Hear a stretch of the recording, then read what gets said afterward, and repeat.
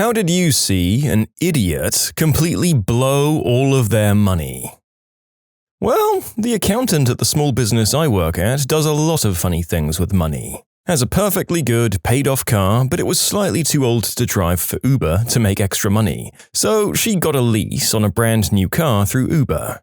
After a month, she found out she wasn't making enough extra money from Uber to even pay the lease, and her commute was too far to drive the Uber car to work and back because they limit the miles. After she weaseled out of her Uber lease, she decided she needed a brand new Harley that she had no idea how to drive. This was over a year ago. She's ridden it exactly once around her neighborhood.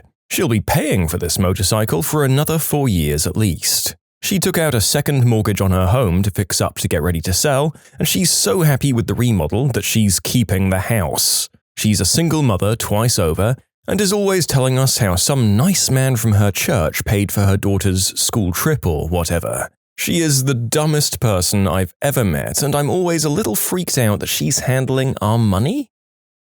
Guy I know won 10 grand. They then spent that 10 grand trying to win again. One of my coworkers bought a new car because, wait for it, she couldn't afford to put tires on her current one. This one just hurts. It hurts my brain. People only see the payments, not the cost. My boyfriend's friend's wife just did that with her Prius. She traded in her Prius that was a few years old for a brand new one because the old one needed tires and it would be the same monthly, except longer, and now they owe more than it's worth. Blew my mind when my boyfriend told me that story because the friend didn't seem that stupid and neither did the wife.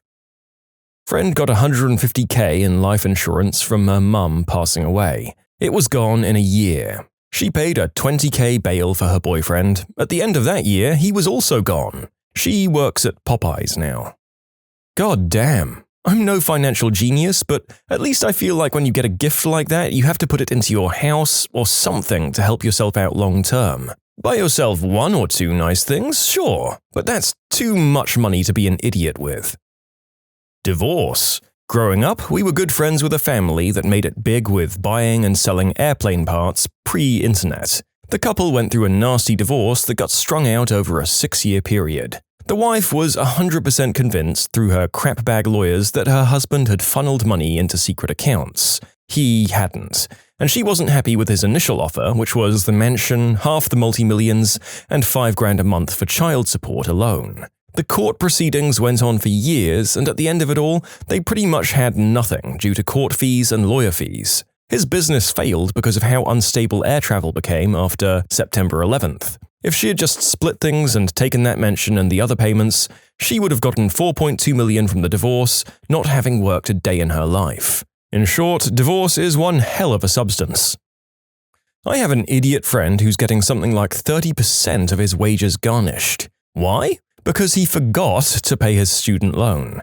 He's crap at paying bills, and it's not because he doesn't make the money for it. He has a decent job. He just literally ignores paper mail and emails reminding him and then eventually demanding him to pay off things like credit card bills and his student loans. If he does bother to read them, it literally goes in one ear and out the other. Just slides right out of his mind. After a few months, he'll remember, log into his account, pay the payment in full with accrued interest, and then just shrug it off like it's normal. Somehow, he forgot to pay his student loans for something like a year, and it went to collections. I told him he could even set up automatic payments for that crap, and he agrees it's a good idea. And then he just never does it. I offered to set it up for him, and it's always, later. A friend at 37 who had never worked any job that paid above minimum wage inherited tons of money from his father. Despite having absolutely no experience in any of those positions or even how to run or manage a business, he decided to open up a restaurant which was a disaster from day one and closed down not long afterward. Then decided to get into photography, threw away tons of money on super fancy equipment he had absolutely no idea what it was or how to use, and never made a penny. Tried to start a DJ business. No bite. Disappeared off the face of the earth right afterwards. My brother-in-law brought a used BMW for 15 grand with a credit card at 26% APR. This is the winner. Actually, I think you'll find the bank is the winner. Yes, he's the definition of financial irresponsibility. He used to buy Gucci belts and Armani shirts. Now that he has 2 young children, that stopped and he's driving a beat-up Trailblazer. He's 42 now, lives in a bedroom he rents from my in-laws with his 2 kids and wife, and is working 2 jobs to get by. It's sad, especially for my 2 nieces, but I feel little sympathy for him because for years I lectured him about being financially responsible, but he cared less about that than the image of having money that he put out. My friend, whom I love dearly, has been driving me pretty insane. Her parents are terrible with their money, and she's been complaining for ages about how inconsiderate and irresponsible they are. How they infuriate her because they buy things they don't actually need with the reasoning of, well, it'll make us or someone else happy, so what's the problem? She calls me a month or so ago because thanks to her parents and their irrational spending habits and irresponsibility, she may not be able to finish school. She doesn't know how she'll manage to eat or afford anything she needs, and she can't get a full-time job right now either. So, she and her boyfriend, who she's breaking up with soon, decide that instead of saving their very limited money and using it wisely, they'd impulsively buy 2 puppies. I don't know the breed, but they'll be huge dogs when they grow up. They brought them from a sketchy stranger on Facebook who they don't know and who charged them hundreds of dollars for the pups. Her reasoning for getting them when she knows she can't afford them? They'll make me happy, so it'll help with the stress of not having any money. I'm still enraged, honestly. The hypocrisy, irresponsibility, and impulsivity is maddening. My friend is basically a 37-year-old child with a good salary. One month his water bill was $700. He asked me if I thought it was because his sink faucet was dripping. I said it sounded more like a broken pipe. He never found out the issue, he just paid the bill and said, oh well. A guy I worked with was always complaining that he was poor, although later I found out that this was solely due to bad budgeting and impulse spending. He was really good at his job, so I suggested that he do some freelance IT security consulting on the side. He did a job for a high-end jeweler which paid him about $2,000 for 2 days' work. He was ecstatic that he finally had enough money to fix all the problems he'd been putting off for ages, like the oil leak on his car, a new pair of work shoes, and getting his boiler fixed. At the end of the job, he was leaving the retailers with cash in hand when he spotted a high-end watch in a display case, which was $2,000 down from $3,500 or so. Unable to pass up such a bargain, he handed the $2,000 right back over and walked out with the watch. 2 days later, he was complaining because his fridge was empty. My response was, at least you can use the watch to time how long it takes you to starve. Pay their current vehicle off with savings, then immediately trade in that car and get a car worth a lot more, only to be back in deeper debt with less in their savings. This person made a lot of other stupid choices, but that's a different story. Every once in a while, my stepdad will calculate how much money he could save by quitting drinking, then decides to quit and starts spending like he has that money. And spoiler alert, he doesn't actually quit. This is the closest the narrator feels he's come to any of these. Not the drinking part, but deciding that because you've saved on something, you're entitled to spend it on something else. Dumb as all hell. And then some unexpected emergency cost comes along and knocks you further down the hole. Grew up fairly wealthy, went to a private school with lots of other wealthy kids. Knew one girl who had 2 wealthy parents pass away when she was young and lived with an uncle. She was messed up as a kid, really wild, always the first to try everything, in her own way incredibly sweet, and always protected the less popular kids. Anyway, she hit 21, got a huge trust fund. Her uncle put up a fight for the money because he knew she was going to go nuts with it. It wasn't for the cash, he had much more than her.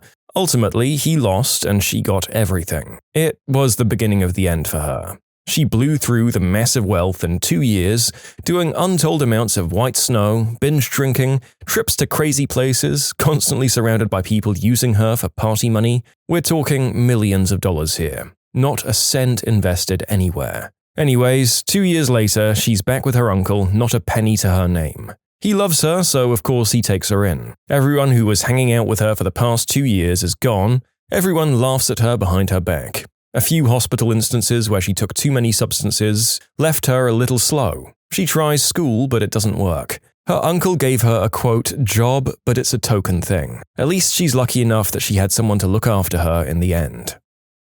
My sister-in-law had a kiosk at the mall that didn't make that much money.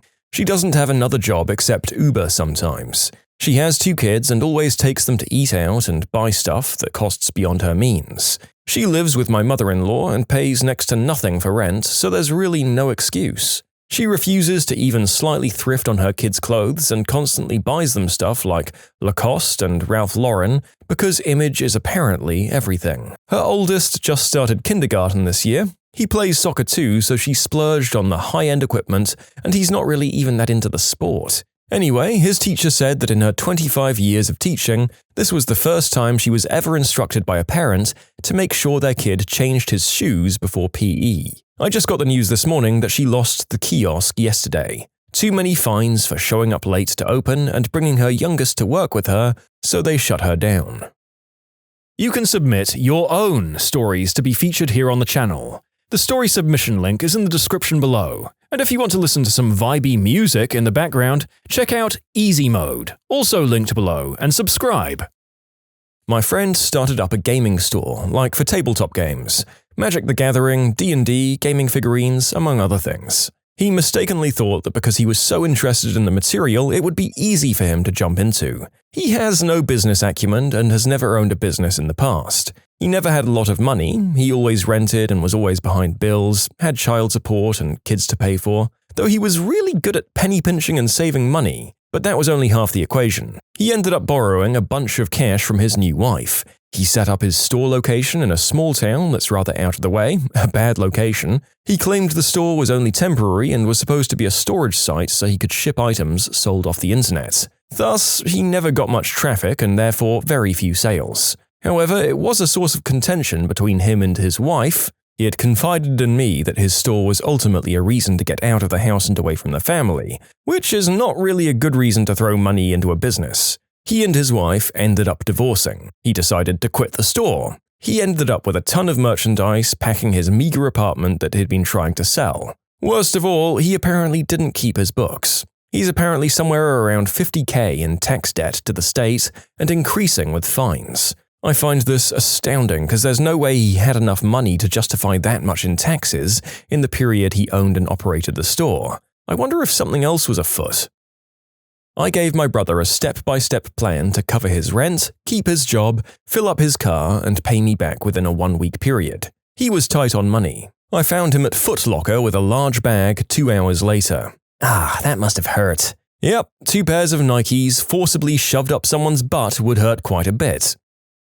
I used to work in a bank offering investment and lending advice, car loans, mortgages, retirement savings, that sort of thing. I had a client who was a successful lawyer, and his father was a very successful lawyer. He married a successful lawyer.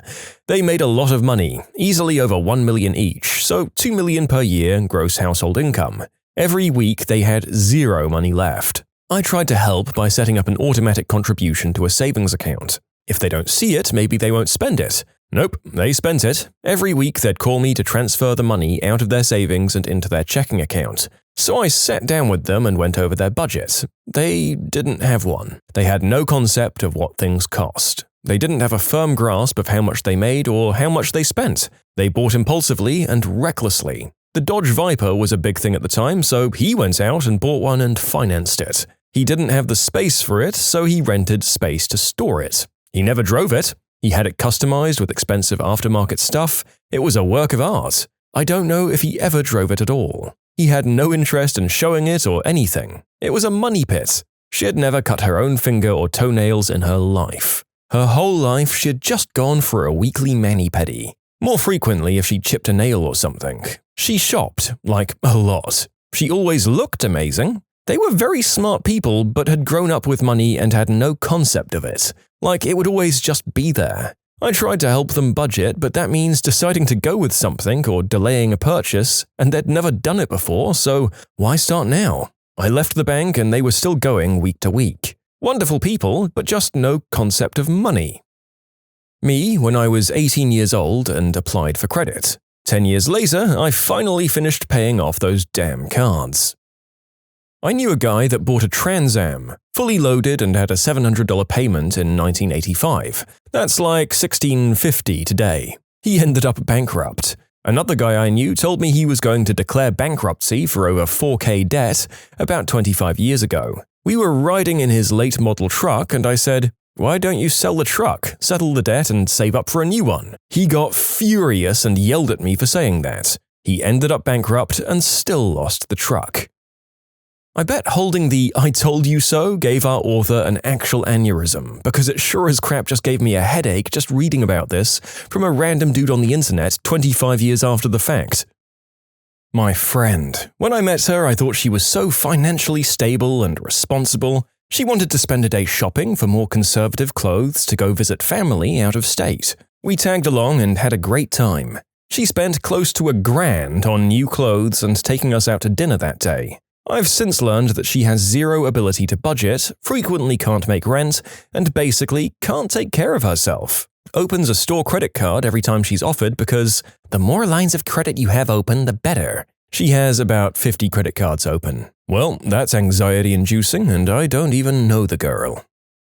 I have a friend who's 40 years old, single, lives by himself, and will buy green herb as a priority over some of his bills. Every 2 to 3 months, I'll get a call asking for a bailout. He's also on Social Security and lives in a subsidized apartment and pays $120 for rent. It's very, very frustrating to get those calls for help. I went to community college my first year. I knew this guy that was from a super low-income family, and he received massive amounts of student loans. He blew it all on a used car, wheels, and a sound system. I tried to tell him it was a loan and not a grant. He disagreed. I lost touch with him a year or two later, but he has to be underwater in debt. College friend graduated with over $100K in private student loans. The bank offered a $5K credit towards the loans as a graduation gift, or $1.5 grand in cash. Guess which one they took and used as a down payment on a new car. For clarification, this was a new car to replace the perfectly good used car they already had, and they didn't get into a lucrative career. Last I heard, they were working food service.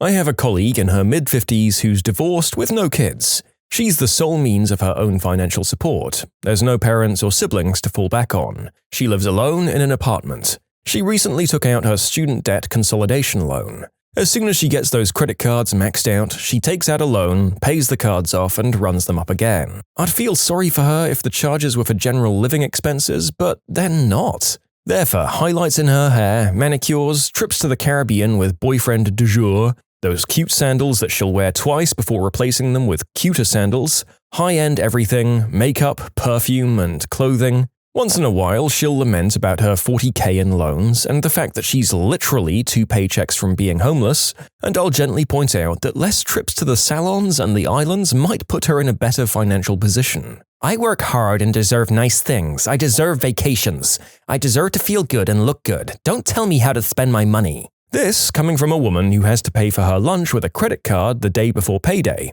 because she's overdrawn on her checking account. I've seen her do this, and she explained why she was doing it. She refuses to believe that she's the cause of her own financial difficulties.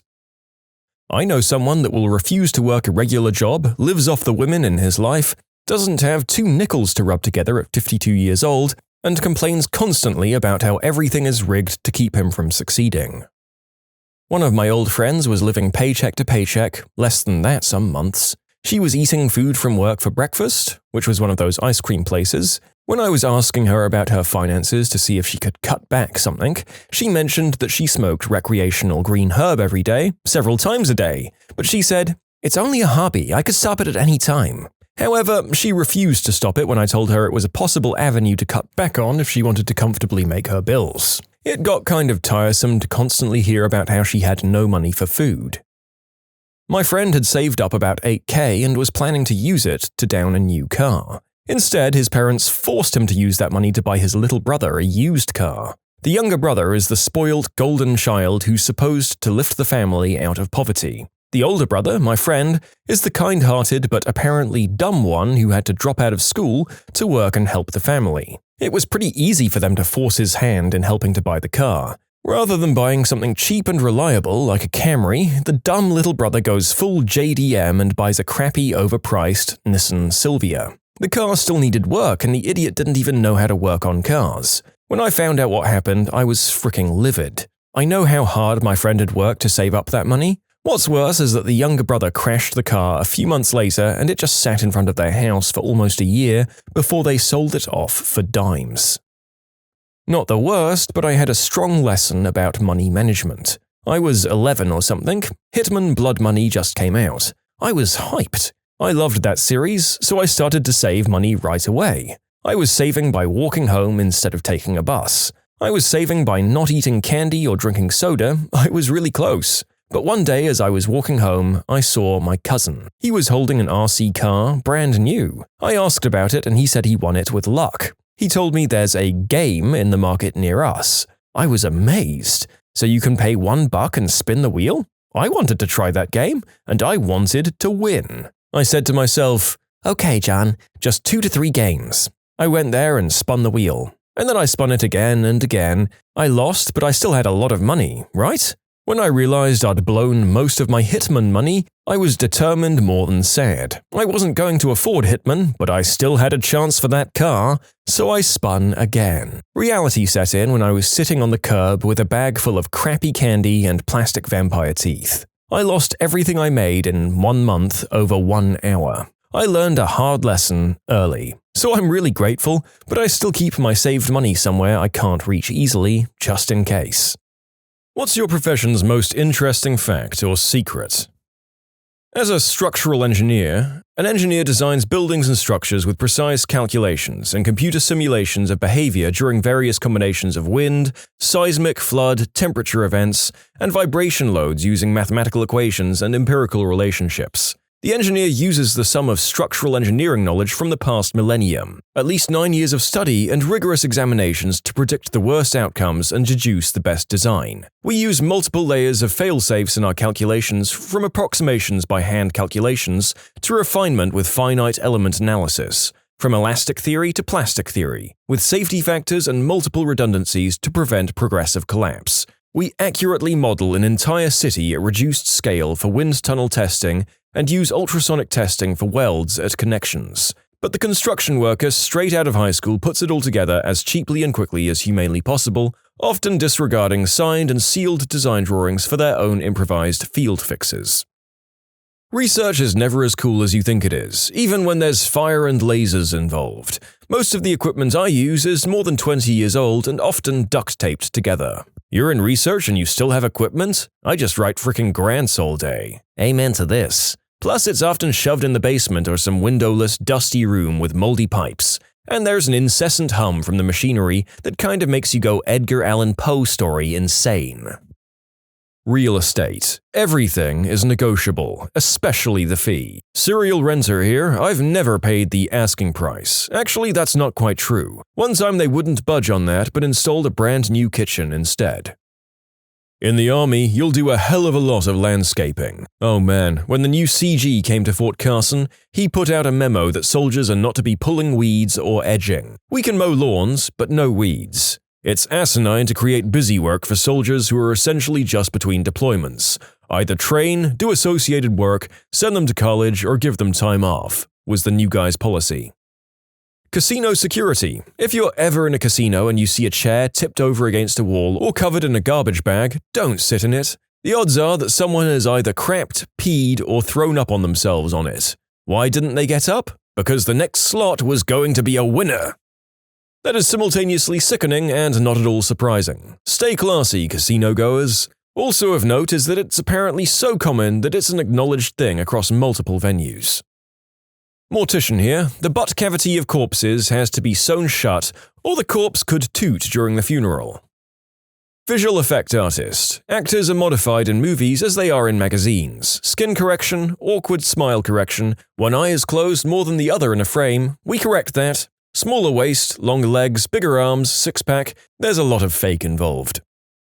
Meat processor. Many of the people who work in the industry are convicted felons who don't give a crap about food safety processes. One USDA agent cannot monitor the actions of 250 people. We deal with listeria on a daily basis, and sometimes it gets so out of hand that we have to shut down lines. The meat done that day still gets sent out, though. The most terrifying story in this group goes to you, my friend. I used to work in a meat department in a grocery store. My supervisor had a skid of 100 vacuum-sealed packs of pea meal bacon. She'd over-ordered. There was a milky white liquid in the packages because the bacon expired 2 weeks ago. She asked me to take the bacon out of the vacuum seal, cut them, put them on trays, wrap them, price them, and put the expiry date for 5 days away. I quit my job, reported to the head office, and left. This same manager also asked me to take expired chicken wings, put them in a sink with diluted bleach in it, let them soak, rinse them, and retrade them with a new expiration date. Oh, and if your frozen meat looks freezer burnt, it's because A. Some idiot kid left the skid out on the floor all night and put it in the freezers the next day. B. It's old. Or C. The bunker or freezer stopped working but was up and running again the next day. I'm now a vegan after working there. In conclusion, meat manager wanted me to sell bacon that expired 2 weeks before and sell expired chicken wings that were left in a tub of diluted bleach. Nom nom. All help desks are really just masters of Google. I worked at a children's hospital. When a young person dies, the bodies are transported to the morgue in stretchers disguised as what appears to be tall, covered mobile linen racks. This is done in order to not distress parents of other patients. If the person moving the rack's hands are uncovered, it's actually bed linens. However, if they're wearing latex gloves, well, you know. I worked at an amusement park. The ride operators that you trust so dearly with your lives and checking your restraints are mostly kids who do nothing, and their main job is to count how many people are on the ride. I had a chest restraint actually come unlocked when I checked it once, and my coworker tried to convince me to run the ride anyway.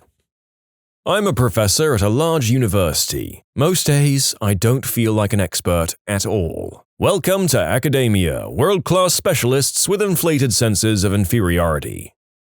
Disability insurance. We hire private investigators to videotape people and hunt around for them online all the gosh darn time if they're suspected of fraud. I can't count the number of videos I've seen of people dancing at nightclubs and posting on Meetup begging for a cross-country ski partner while they're claiming they're in too much pain to do their desk jobs and collecting huge disability checks. I have no pity either. People like that make it much harder for people with actual problems to get the benefits they require to get better, which is heartbreaking. I'm a debt collector. We can settle for pretty much anything. What's the best way to get the lowest possible settlement? I don't know anything about first-party collections, so this advice is only for charged-off debt that has either been A. Sold out to a debt buyer who divvies it out among their law offices or collection offices, or B. Sent to a collection agency as a portfolio. Find out the age of your debt. If it's brand new, same month, they'll take anything to liquidate for that month. Aim for 50%. I've been given 42% as my lowest possible percentage. The older it gets, the lower you should aim. If this debt has been passed through about 3 agencies, start super low. I'm talking 10 cents on the dollar, especially if your debt is 5 digits. If you've been sued, then it gets trickier. Find out the status of your debt. Small claims or county civil, arbitration, just sued, judgment recently awarded, judgment awarded 5 years ago. Are they executing yet? Garnishment, bank levy, writs of execution. Go from there. Find out if you're exempt from any execution of payment. If you are, start crazy low because they can't do crap to you. If you aren't, be nice and work something out as soon as possible. Start at 50%. If it's an arbitration, offer 10 cents on the dollar, and if they don't meet you somewhere reasonable, get an attorney because you can fight this. Never be afraid to walk away, but always do it as nicely as possible. If you run into a butthole who claims he or she is the only person you can speak to, he or she is lying. Ask for a supervisor. Be nice. Don't let him or her provoke you. Call at the end of the month. If you can pay that day, call on the last business day of the month, and you'll get a great deal. Start super low, way lower than you actually have. I think that's basic negotiation. Once you've come to an agreement, get it in writing before paying, and pay by verified funds if possible. Credit card, cashier's check, money order, Western Union. Make sure you have easy access to a fax machine and email, and for God's sake, get a letter with all the account numbers.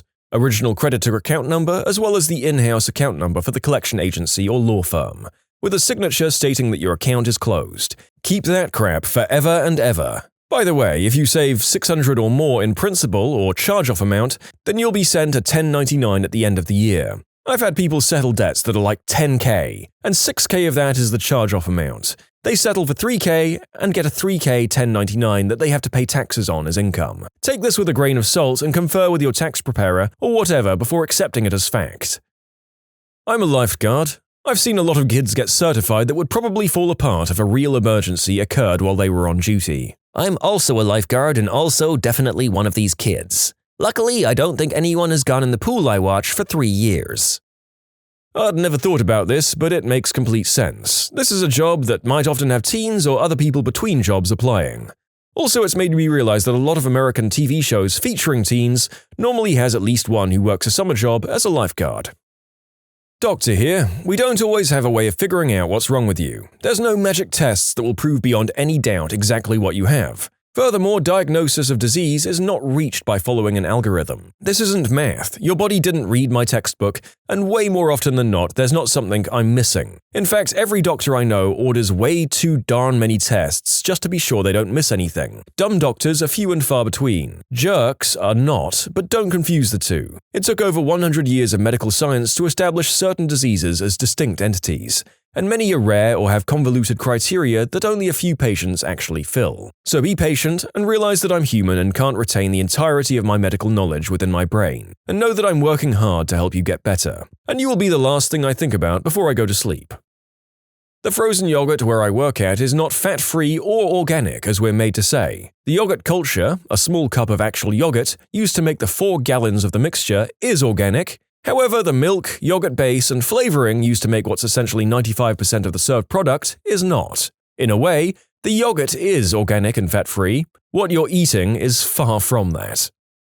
Sales. The more expensive something is, the less logic people use to decide if they're going to buy it. People will buy a $50,000 car because it's red and scrutinize the calories in a $1.50 snack. Oh, and for all you tech guys, this is especially true when your boss is deciding what equipment or network options you're going to have. Chances are he bought what he did because someone gave him tickets to a sporting event, not because it's what you actually needed or requested.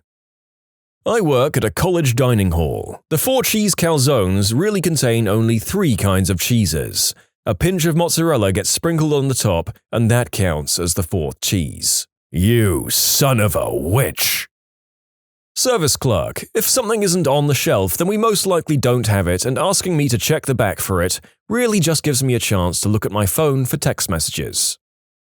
You can submit your own stories to be featured here on the channel. The story submission link is in the description below, and if you want to listen to some vibey music in the background, check out easymode, also linked below, and subscribe. I work at a fireworks store. I answer your questions by reading the package and guessing what it does. Dry cleaning involves liquid.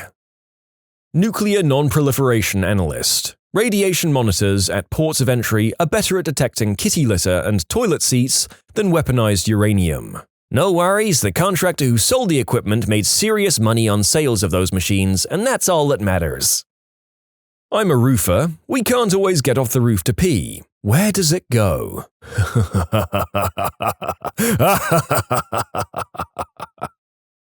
Firefighter. People actually die so quick from one breath of superheated air that they can remain standing up.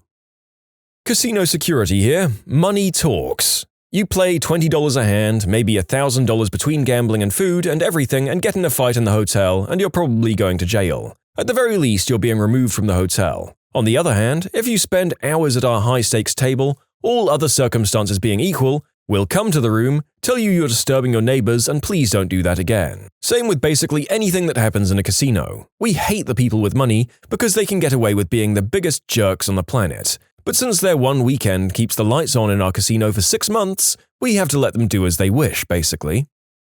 Orchestral musician. We fake a lot of that crap up there on stage. If you tilt your violin, you can go into overdrive to recover after missing too many notes.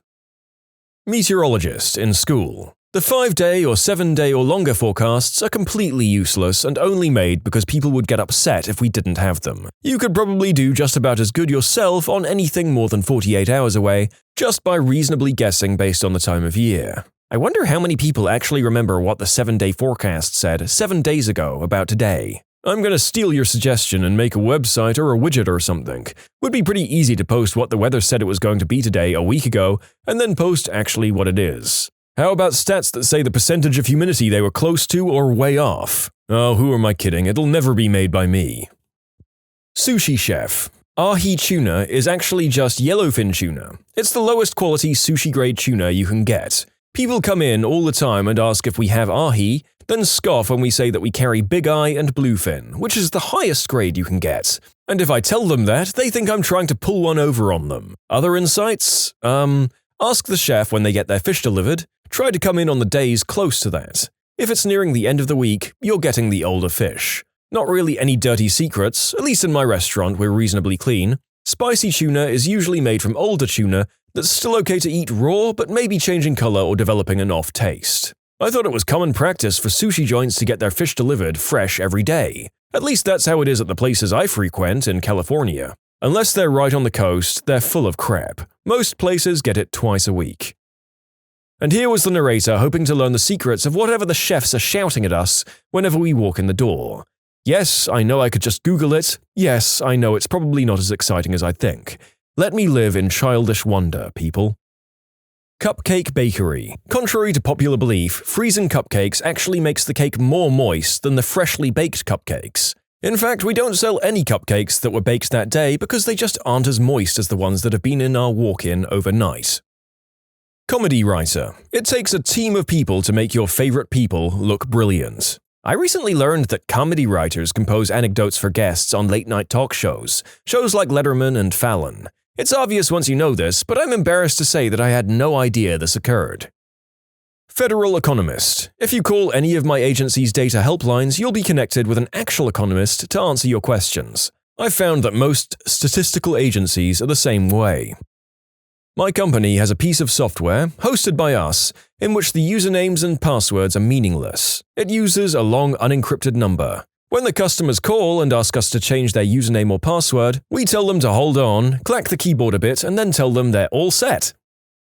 High school English teacher. I wish we could skip through a lot of the required texts too, but I hope my annoying enthusiasm will get us all through alive. I also answer more questions about grammar from other English teachers than from my students. I think the only reason they ask me is because they know I'm a freelancer on the side, so write more often than they do.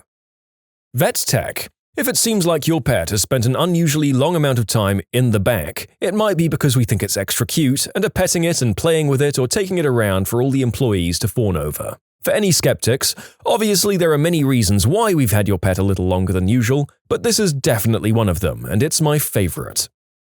Nurse here. In nursing homes, we do every disgusting thing. Creams for your downstairs area? Yep. Suppositories? Yep.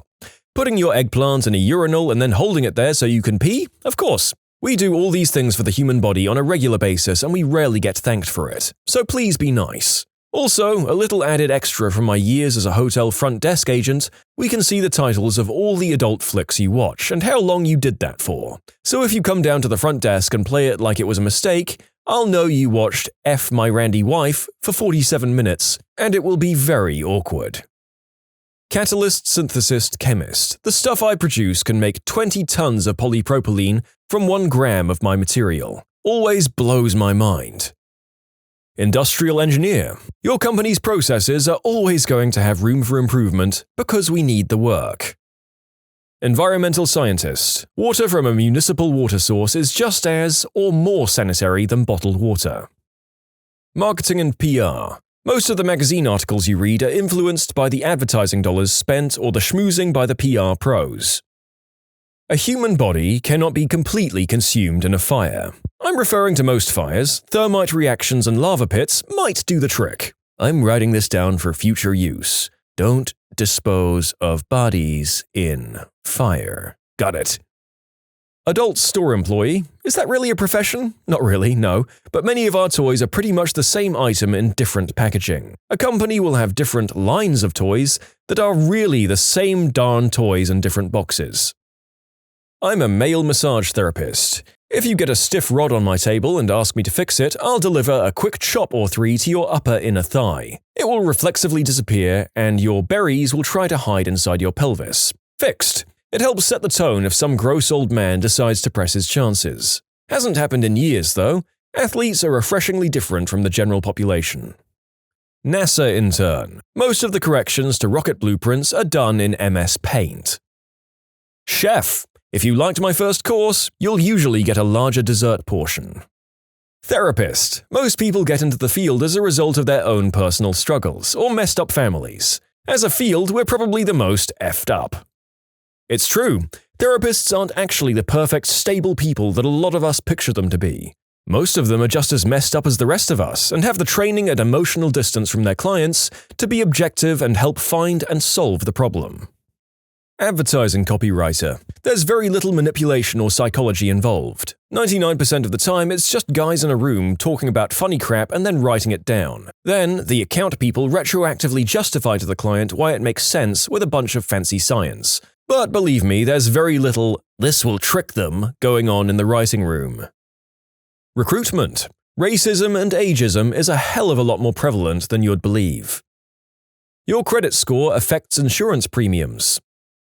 You know those fancy defense lawyers or public defenders you hire? Yeah, the DA knows them better than you do. When you aren't in the room, they'll tell jokes, and those jokes are about you. As a defense lawyer, I can say that this is somewhat true, but that doesn't mean that we're not doing the best we can for you. Sometimes that camaraderie can help you get a better deal. Lawyers, in my experience, are like athletes. Off the court, we may be friends, but when we get down to business, it's a nothing personal, no holds barred, free-for-all. Aerospace engineer. Every aircraft you've ever flown in has hundreds of cracks, dents, and just plain broken parts, even if it's brand new. On the plus side, we do design for that. A crack can grow to 3 feet on a 737 between inspections before it becomes a serious problem. For a good example of aerospace fail-safe design, see the recent Southwest 737 incident. It's a perfect example of how we design crack propagation to stop before it endangers the aircraft. Computer programmer. We were never actually trained on how to make your printer work. IT technician. There's a 75% chance I used Google to solve your problems. If only you knew how to do it yourself, you could have saved yourself $100.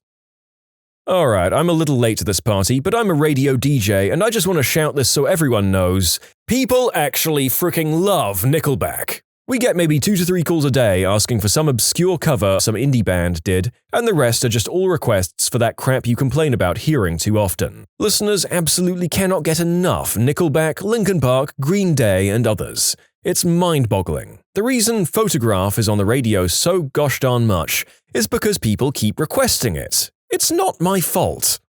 What surprised you about your richer or poorer spouse's way of life? Making financial decisions based around the 3-paycheck month. If you're paid every 2 weeks, most months you get 2 paychecks. All of your monthly bills and budgeting is based on those 2 paychecks. But twice a year there are 3 paydays a month, and that's when you can actually solve problems. That's when you can get the car registered or fix the dryer or get the cat spayed. The other 10 months you're doing maintenance and trying to scrape by. 3 paycheck months, you can actually try to fix problems.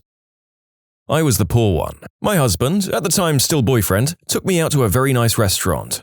The waiter asked if I wanted pepper on my Caesar salad that was just made tableside. I said sure, and he goes about it. The thing is, I didn't know you had to say stop. My husband slowly realizes this, but decides to see it play out. He did eventually say that I needed to say stop. I just thought a Caesar was had this way, as it was the first time of mine even eating a salad that wasn't just iceberg and ranch dressing. It still tasted fine, just a little bit too much pepper. I was adopted at age 7. I lived in extreme poverty, and then all of a sudden I lived with a doctor who bought gifts for birthdays and Christmas. I didn't even know that was a thing. I didn't know you could go to the store to get food. I just thought you went to the church and had to pray before they gave you a bag of food.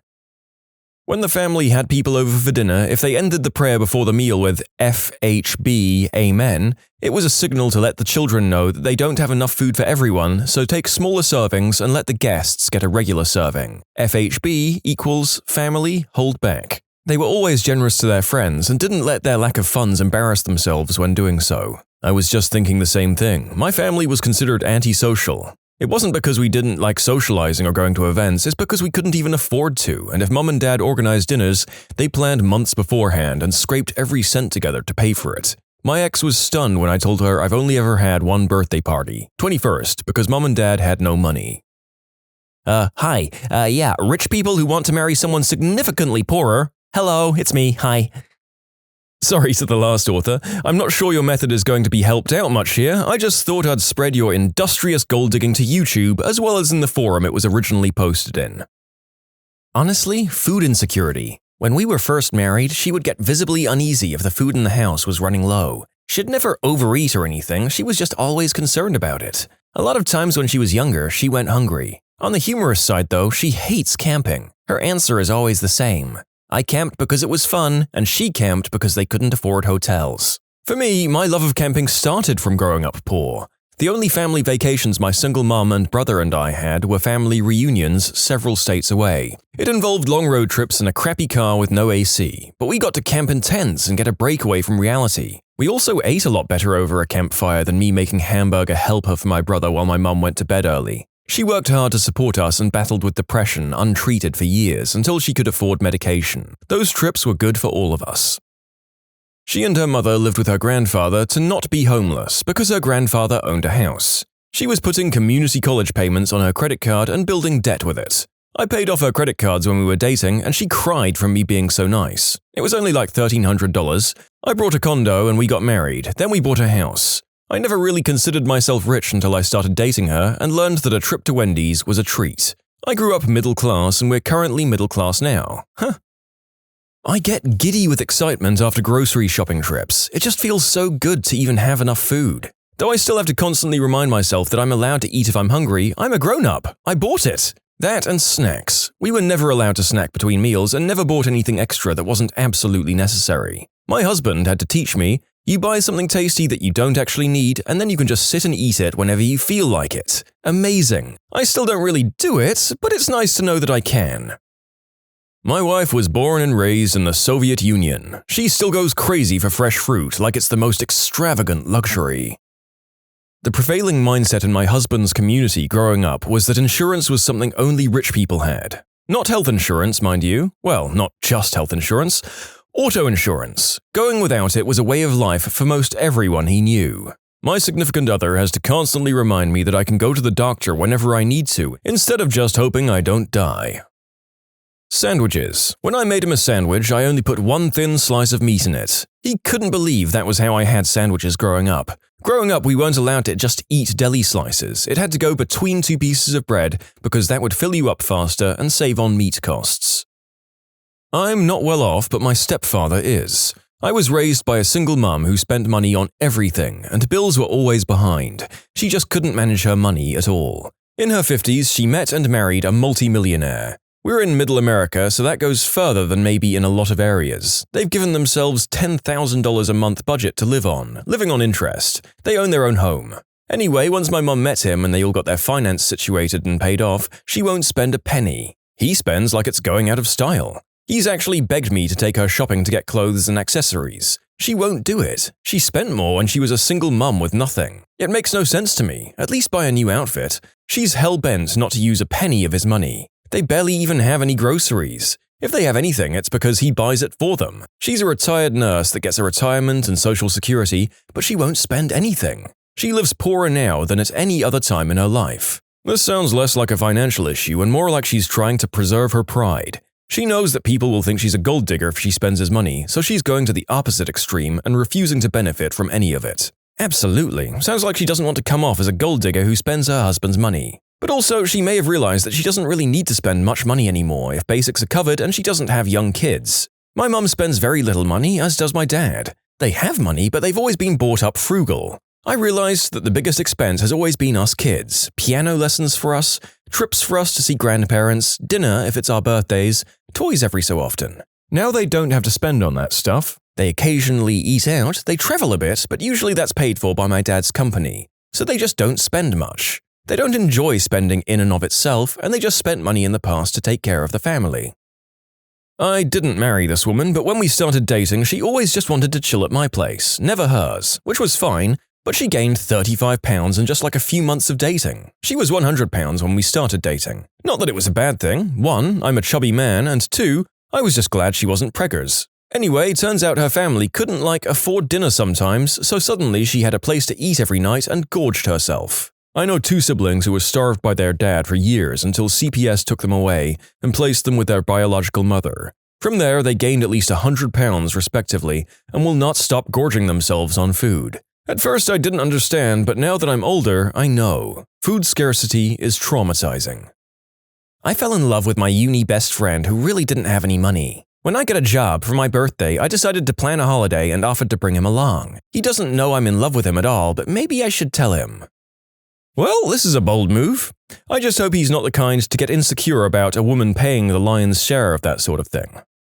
My partner and I are both poor, but different kinds of poor. She's never been homeless or not had enough to eat, while I have. She's extremely frugal and hates buying anything we don't need. I feel a desperate need to stock up if we have any extra money, and it's a fight for me not to fill our house with canned and dry goods in case we don't have enough money to buy food next month for some reason. It makes no sense, but my instinct is to hoard food because there was just never enough of it around growing up. I'm not rich at all, but my husband came from a very poor Mexican village. He told me he used to shower outside because there was no in-house plumbing and use leaves as toilet paper. I mean, there's poor and there's my husband's previous life poor. He's been living in the US for 12 years now, but when we first met it was so interesting seeing life through his childlike eyes. Going to the cinema was a huge event for him. Heating food up in a microwave was a totally foreign concept, and staying at fancy hotels when we went on vacation was like, whoa! I still see him surprised by things now and then, and it just reminds me how much I take my middle status class for granted. Mexican here. You'd be surprised at how common that really is. In Tantoyuca, there's a hill called Hollywood, where there's no plumbing and no government help. There are women there who make tamales and other large numbered meals for every kid in the neighborhood because their parents can't feed them and we don't abandon our own. Also, it's very common to be shocked by things like fancy hotels because ours are nice, sure, but there's no rich gringo nice and it always appalls me on the TV. Hamburger helper. She hates it because it would be her meal 5 times a week growing up. I'd never seen Hamburger Helper before I went to college, and I love that stuff. 10 for $10 deals are awesome. My foster daughter was the same way with pasta. She ate so much of it before we got her that she hated it. The first meal I made her on her first night with us? Pasta. She didn't say a word and ate her dinner, but later I found out she didn't like pasta because of how much of it she had eaten before. I always took her grocery shopping so she could pick out stuff she liked after that. She was shocked when she found out red delicious apples weren't the only variety out there. I think she overdosed on Honey Crisp apples when I first introduced them to her.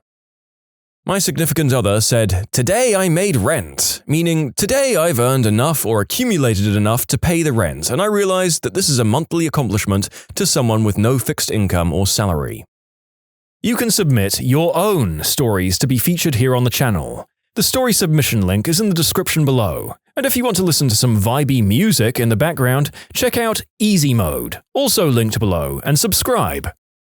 One of my exes could pull in a lot of money, easily twice or thrice what I could. He was so incredibly bad at saving this money, down to, say, setting himself up as a company to avoid paying higher rate of tax, but then paying a large amount each month to an accounting company to handle his taxes, which he'd do himself anyway because he didn't trust them to get it right. He'd pay for taxis from one end of the city to the other, or hire cars rather than use public transport. Flights cancelled? Book new ones, never even bother to claim back on insurance.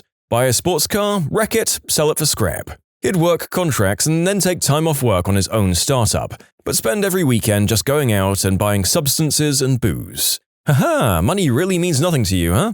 But then when we became a long-term couple, I started to feel like his mother. Man, will you not just fill out the insurance paperwork? I had an ex that must have made 6 figures as a specialty electrician of some sort, but legitimately had no clue how much, because his work would pay for things for him. I have no idea how it all worked out, but his work paid for all of his lodging and reoccurring bills, cable, utilities, weekly maid service, so he had no idea how much any of that stuff costed. Even after that, he ate out, drank, and smoked constantly, had multiple state-of-the-art entertainment systems, played hockey, had Yankees season tickets, 10K plus, and kept envelopes of cash from cashed paychecks around his house. I asked once how he does his taxes. The company handled it. Oh, and he had multiple DUIs where he or the company paid for a lawyer and then did at least one of those rehab programs where you're monitored and substance tested constantly. I can't imagine any of that was cheap.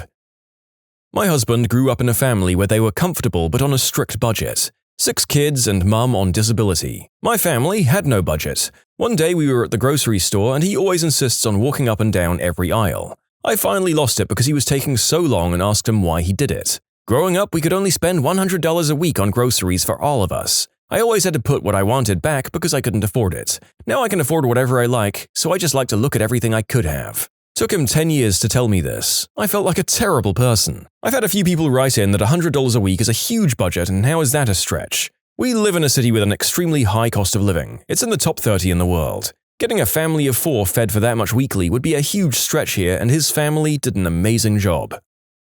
Not rich per se, but with a partner who was raised by a teen mom and grew up poor. Sometimes I just want rice and vegetables for dinner, and that's a no from her. She won't go back to that life. My dad was the opposite. Grew up poor and built a business up and ended up doing quite well. He still eats like there's only 25 cents in his checking account. Left alone, he would gladly eat ramen every day, and his go-to meal is rice porridge. We went to Osteria Francescana in Modena a few years ago, literally named the best restaurant in the world. We all went for the tasting menu, but he asked to order à la carte. And he wanted to order buttered fettuccine. He only agreed to the tasting menu when they insisted that the whole table had to do it if some of us were doing it. He'll even insist on eating things that have been burnt or drink milk that's just starting to turn.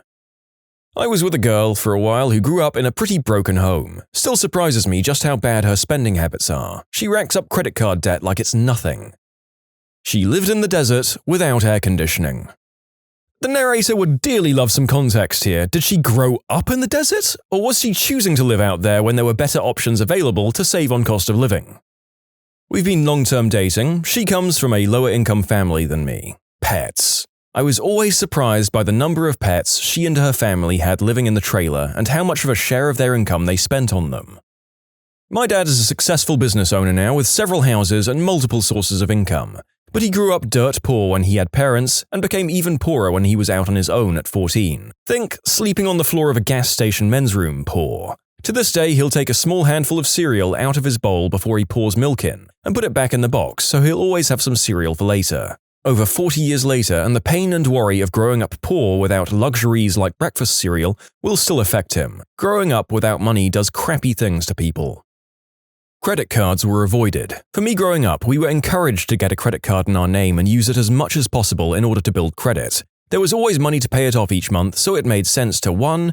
Build credit and 2. Collect airline miles or whatever the reward was back in the day. When we got together, she always used cash or debit card. She had a credit card for emergencies and avoided using it otherwise. It took a long time to get her over her aversion and skepticism. We were fortunate enough to have 2 good-paying jobs, though it also taught me a healthy appreciation for what it means to have a financial cushion. I dated a 1%er briefly. She was surprised I willingly went inside fast food restaurants. Since people are saying 1% is still a huge range of income, I just looked up her dad and he pulls in over $10 million a year. I'm not dating her, but she's a good friend of mine and her parents are definitely 1%ers. I told her I had to work this summer to save up for graduation, and that money was going to be tight for the next year, but I'd love to go on a safari after graduation if I managed to save enough. Mind you, I'm solidly upper middle class. Her parents paid for it just because I'd helped her move into her apartment. It's not like that's what friends are for or anything. It's hard to see it this way, but paying for your trip was not a hardship for them.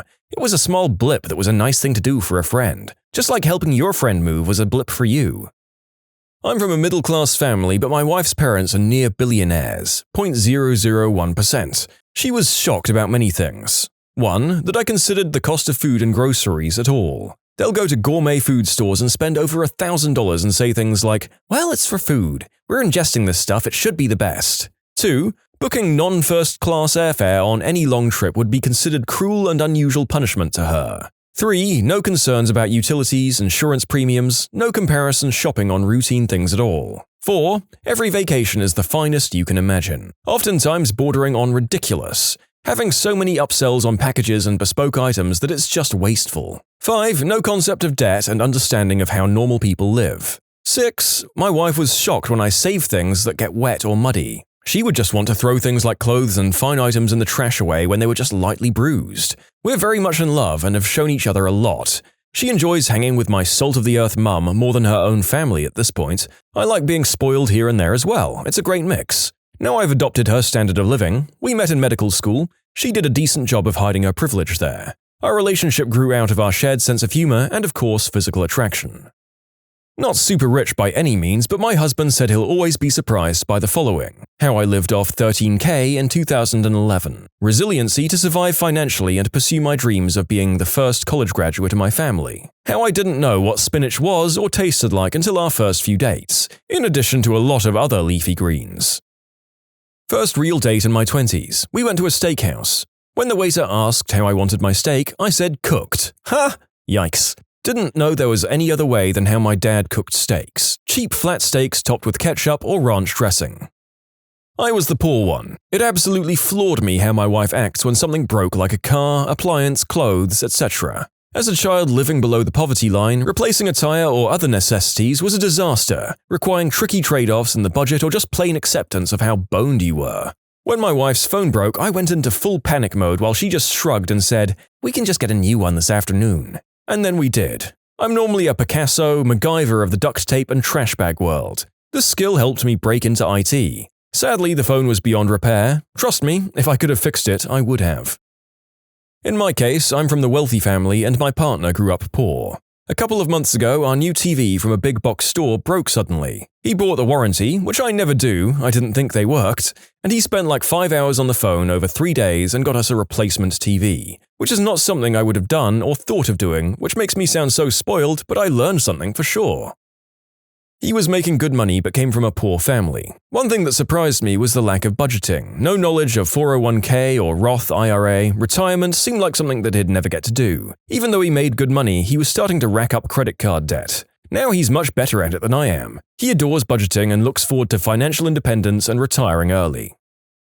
I'm from the poorer family. Not super poor, but my in-laws have a stupid amount of money, so by comparison, I'm very poor. But I think I can answer for her. We have 2 young kids, and my wife was shocked when I said we should look for clothes and toys for them at a local flea market and garage sales. The idea never occurred to her that we could save money by getting some gently used items. She had never even been to a garage sale in her life. She's grown to love them and now questions whether it's worth to buy any item new or not before running to Amazon or a store. Her parents think it's disgusting we make our kids wear clothes that another child had before, but they don't pay my bills. She wouldn't waste any food ever. We went through a few rounds of her getting sick from eating month-old muffins and similar before I convinced her it was okay to toss old food and go shopping. My wife genuinely thought, and her family still does, that there's some direct relationship between someone's net worth and the labels they purchase. If someone doesn't have a Gucci bag or a Rolex watch, why, it's because they can't afford it. My wife was astonished when I first told her that people exist that are ultra-wealthy and yet drive old cars and wear clothes without labels. When did you realize that HR was definitely not your friend? Got pulled into a meeting with 2 HR reps in the middle of my shift. Taken to this really nice boardroom, which was confusing because I was just a grunt, and this is literally floors above where I should ever be. They sat me down and basically said, "What do you have to say for yourself?" Me, still confused, tells them I have no idea what they're talking about. Everyone was really quiet and serious, and I'm scared out of my mind. And they say, "You know what you did. This is cause for termination, blah blah blah." I'm literally thinking this is really excessive for being a few minutes late sometimes. I insist I don't know what's going on. One of them maybe realized something was wrong and flips open a file and says, "You're XX, right?" Turns out they got me mixed up with someone else who has the same name. On the elevator ride down by myself, I was still sweating. Don't know what that other person did, but man, HR does not play. Oh yeah, and nobody said sorry. I should add, this is Canada, where we have a special sorry law where saying sorry doesn't constitute admission of guilt because we all say it so much, so they totally could have apologized. I had the Air Force Office of Special Investigations do that crap to me back in like 2002 or so. I got told the OSI called and wanted me to go over to their office. I got interrogated for about 10 minutes, them accusing me of doing white snow and hanging out with some other guy I barely knew. After me arguing with them for those 10 minutes or so, they finally said, "Aren't you this airman?" He had a super common last name, and I was like, "Yeah, but there's multiple airmen with that last name in my shop alone." Yeah. Turns out they meant a different person completely. They saw my last name and never checked my ID or asked my first name. I had to get right into the investigation because they messed up. I went to HR to report that my team's manager was illegally shorting all of our paychecks. HR's response was to adopt a new company-wide policy addressing the paycheck issue and backpaying most people for a certain amount, and also to frame me for work avoidance. HR and IT disabled part of my login account to a tool we used, and then fired me a few months later after failing to fix the problem and allowing me to actually do my job.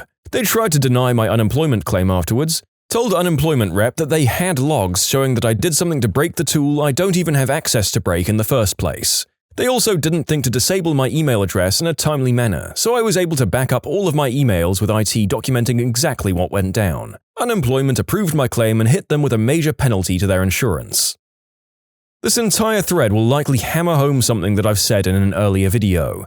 HR is there to defend the company from unnecessary damage from its personnel.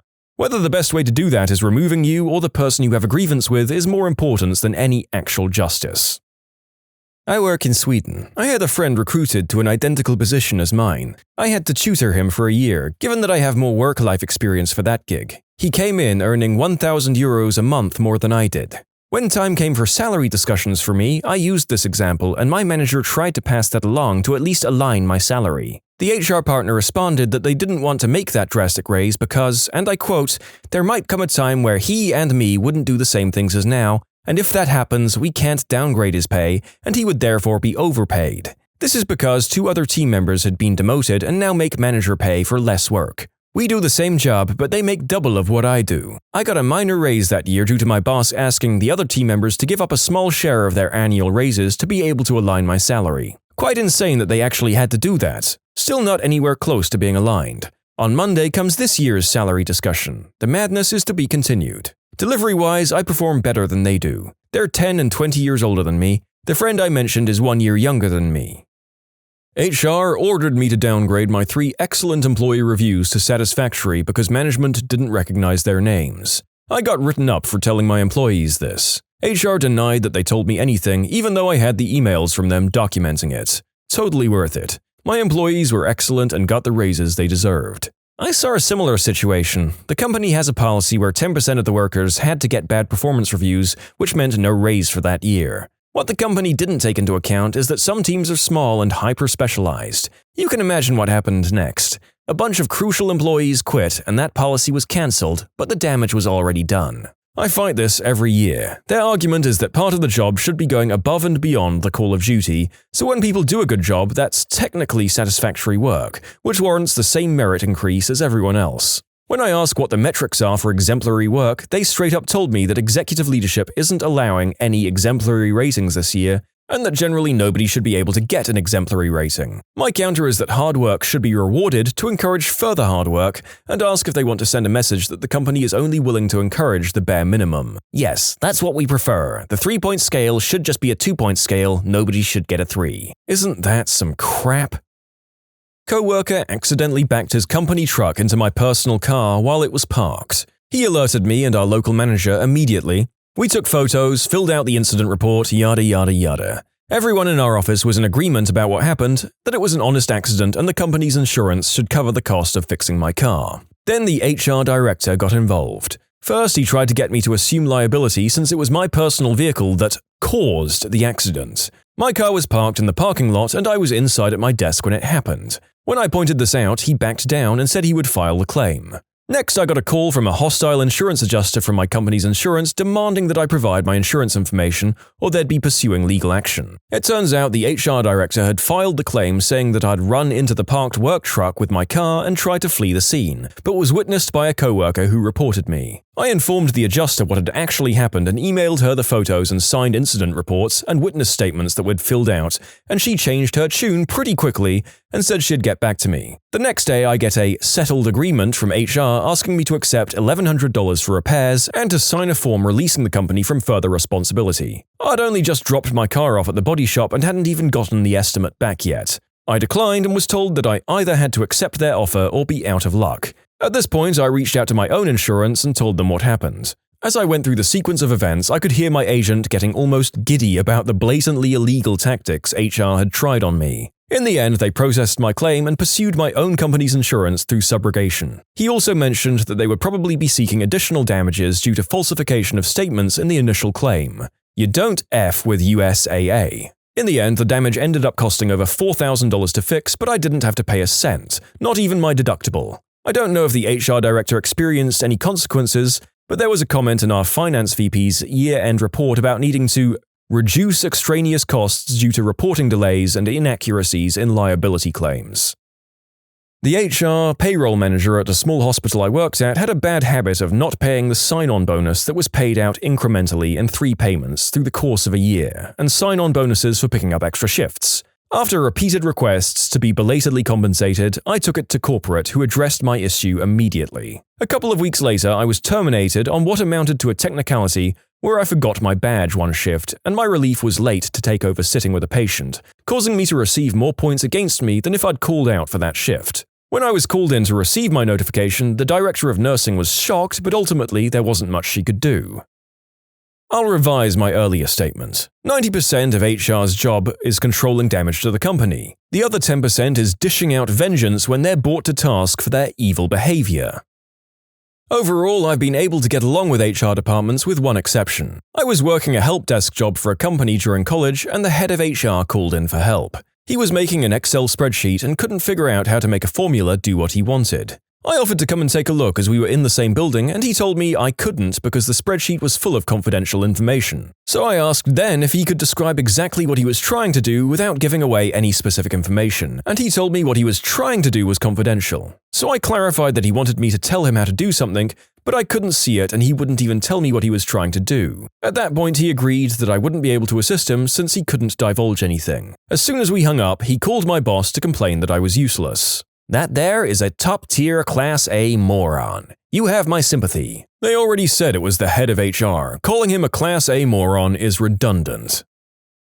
HR hired consultants to run morale-building employee input sessions. Basically saying, we're not from the company. You can tell us all the things you don't like about working here and would like to see changed, and we'll put it all into a report from management. Don't worry, everything's anonymous. We just need material for our report, and you guys get to have your say in improving things around here. Turns out HR and the consultants recorded all the sessions and played the highlights for management. People were disciplined for criticizing the company or their immediate superiors, and any shred of faith or trust in management that the employees may have had was instantly incinerated. Managers now complain that they don't know what's going on in their teams because nobody tells them anything. I wonder why. I worked at a smallish company that grew big enough to hire an HR person. Her office was down from mine, so in the mornings I'd swing by and say hi. That turned into grabbing a cup of coffee together, then into having a pastry and talking about life. I found that if I mentioned someone's name in passing, a few minutes later she would spill the beans about that person's life. What work issues they had, health issues, family issues, and other things. I learned really quick any issues I had not to take them to her. She made it about 6 months before she got fired. Damn, this was like the HR supervisor of my former company. She didn't have any formal training in HR but still got the job because of connections. She'd tell anyone she was close to confidential details about certain employees like their health and family issues. She would also divulge information that only the management should know, like business negotiations, and it was all voluntarily done. Anyone with formal training who worked under her never lasted a year. Last I heard, they finally hired an HR manager she would report to. You can submit your own stories to be featured here on the channel. The story submission link is in the description below. And if you want to listen to some vibey music in the background, check out easymode, also linked below, and subscribe. I asked my boss for a desk phone with a speakerphone function because sometimes I need it at work to conference people on the phone with people in my office. We'd had these old yellow phones, so he told me to make a request to him and CC our office manager, and he'd send it to the HR department of our region via email. So I put forth a nice email outlining what I'm requesting and why I need it for HR's request. My office manager replies all and asks HR, per his request, should I order the phone through the same channels I've used before or is there a new policy? HR responded completely livid. She demanded to know why I needed this phone, it was in the email, and then accused my office manager of going behind HR's back and ordering phones before without approval. My office manager told my boss, who called HR and chewed her out, and I could hear yelling. My boss came out of his office and yelled at me. See what you've caused? He was fired up, but I know he didn't mean anything maliciously by it. I just laughed. HR had to apologize to office manager for accusations. Turns out, after everyone yelled their fricking lungs out for an hour, the speakerphone I needed was literally free and we had boxes of them in storage. I had it for a month before HR rolled out fancy new phones that were actually expensive and convoluted, requiring training to set up and use. At the company picnic, we had to wear fricking name tags, and I'd never met HR lady face to face, and she came up to me and said, "Oh, haven't we met? What's your name?" And I was trying to hide my name tag, but she read it and didn't seem happy to see me. I never understood why HR had to okay the purchases at my old company too. My coworker ordered stuff for our department, and one of the few things she put down was Kleenex, which our boss said was fine because we were running low. HR sees it and sends a long email to both my coworker and boss saying we were wasting money and had to cancel the order because there were some in a storage cabinet. To be fair, none of us knew, and that cabinet was located outside our department room. Our boss looked through the purchases before ordering, but for some reason HR was always strict and wanted to know why we were purchasing certain things. We need those binders for our project. What other reason would we buy them? And my last real job before striking out on my own, I had an exit interview with the HR lady, who was actually just someone who was friends with the company president, who was filling in because the actual HR lady with a degree in HR and everything quit. A lot of people at this place quit, actually. It was a terrible place to work with out-of-touch management and delusions of grandeur limping along building websites for a business niche that was mostly old people who thought the internet was magic. During the exit interview, she asked why I was leaving. I told her I liked my co-workers a lot but hated the company. She got this exasperated look and got genuinely upset and told me she had been getting that same line from everyone else who quit and had their exit interview recently. It boggled my mind that they could hear the same thing over and over again from so many people putting in their time until they could go on to something better and not stop to think that they should change something. I mean, this might be the closest thing to an honest and decent HR rep that we've heard of in this thread so far. But it took someone not formally trained in HR to actually get it. HR person used her position to collect intel to get people she didn't like fired. Office survey. I put in some honest opinions of a member of my team. They were fair and honest criticisms of a system which was not working as designed. I had little contact with the system, but the whole thing seemed reasonable to me. I was in fact demoted for this, a position was created above me, and a colleague who was my equal was to be my manager. The position didn't exist before. This happened the same week my husband died, and the management felt like crap because of the timing. But still, on my return to work, I was basically called out for criticizing the same system in a whole company meeting, and it was explained how X system should and did work, and anyone who thought it didn't work was stupid. Cut to 2 years later. Person above me quits, partly because they're scared to tell company that anything has gone wrong because of how I was treated, and they have to promote me to that position because it now exists according to the rules and I'm the only one who can do it. Again, in a whole company meeting, they admit X system isn't working and we're having a consultation to find out why. I laughed. I couldn't help it. I had to leave the room before it turned into hysteria. One of our departments shut down at noon thanks to an HVAC issue. Building management needed to move cubicles and pull out a chunk of drop ceiling, so the manager took them all out to the bar for a team-building exercise. Everyone in the department arrived the next morning to a final notice in lieu of termination on their desk that cited drinking on the job and time theft. The manager had an extra special third for improper use of a company credit card. None of what they'd done was against company policy, so the manager's boss, a vice president, called HR and told them that whatever newbie had written them to back the heck off. HR instead forwarded over a brand new policy manual and told the VP to make sure all the write-ups were signed and returned by the end of the day. The VP goes up the chain to his boss, the CEO. The CEO hadn't even seen it before, let alone authorized it. HR doesn't want to back down even when the CEO calls them. Sure, he hadn't authorized it, but he had asked them to consider revamping it back in March. This was the glorious revamp. They'd gone back to square one and completely rewritten it. It's full of best practices, industry standard rules, and easy to understand language. Oh, and they'd been enforcing it since May, so it would probably be best for him to just sign off on it, and any concerns he found could be incorporated in a future revision. Yeah, no. The CEO didn't make it past the first page before finding a contract law violation. Page 3 had a federal labor law violation, page 4 would make the NLRB angry, and the section on PTO would get them sued 6 ways to Sunday. The head of the HR was asked to resign. When she refused, she was fired. Okay, this lady is a champion of the worst kind. Fires a whole department without approval, fights VP, fights the CEO, gets asked to resign, says F you, I'm staying, and then gets fired. No fear at any single point. After 4 years on the job, I was given a first and final warning for asking why the heck HR was behind a locked door and now dominated over half the first floor, filled with new furniture that was unused after 6 months. Meanwhile, my chair was taken by another employee and I was told to use the chair without padding. An executive from another department heard my complaint, stole one of the unused chairs from the HR expansion and gave it to me, explaining that if I'd done it, I'd have been fired. She did it, daring them to fire her.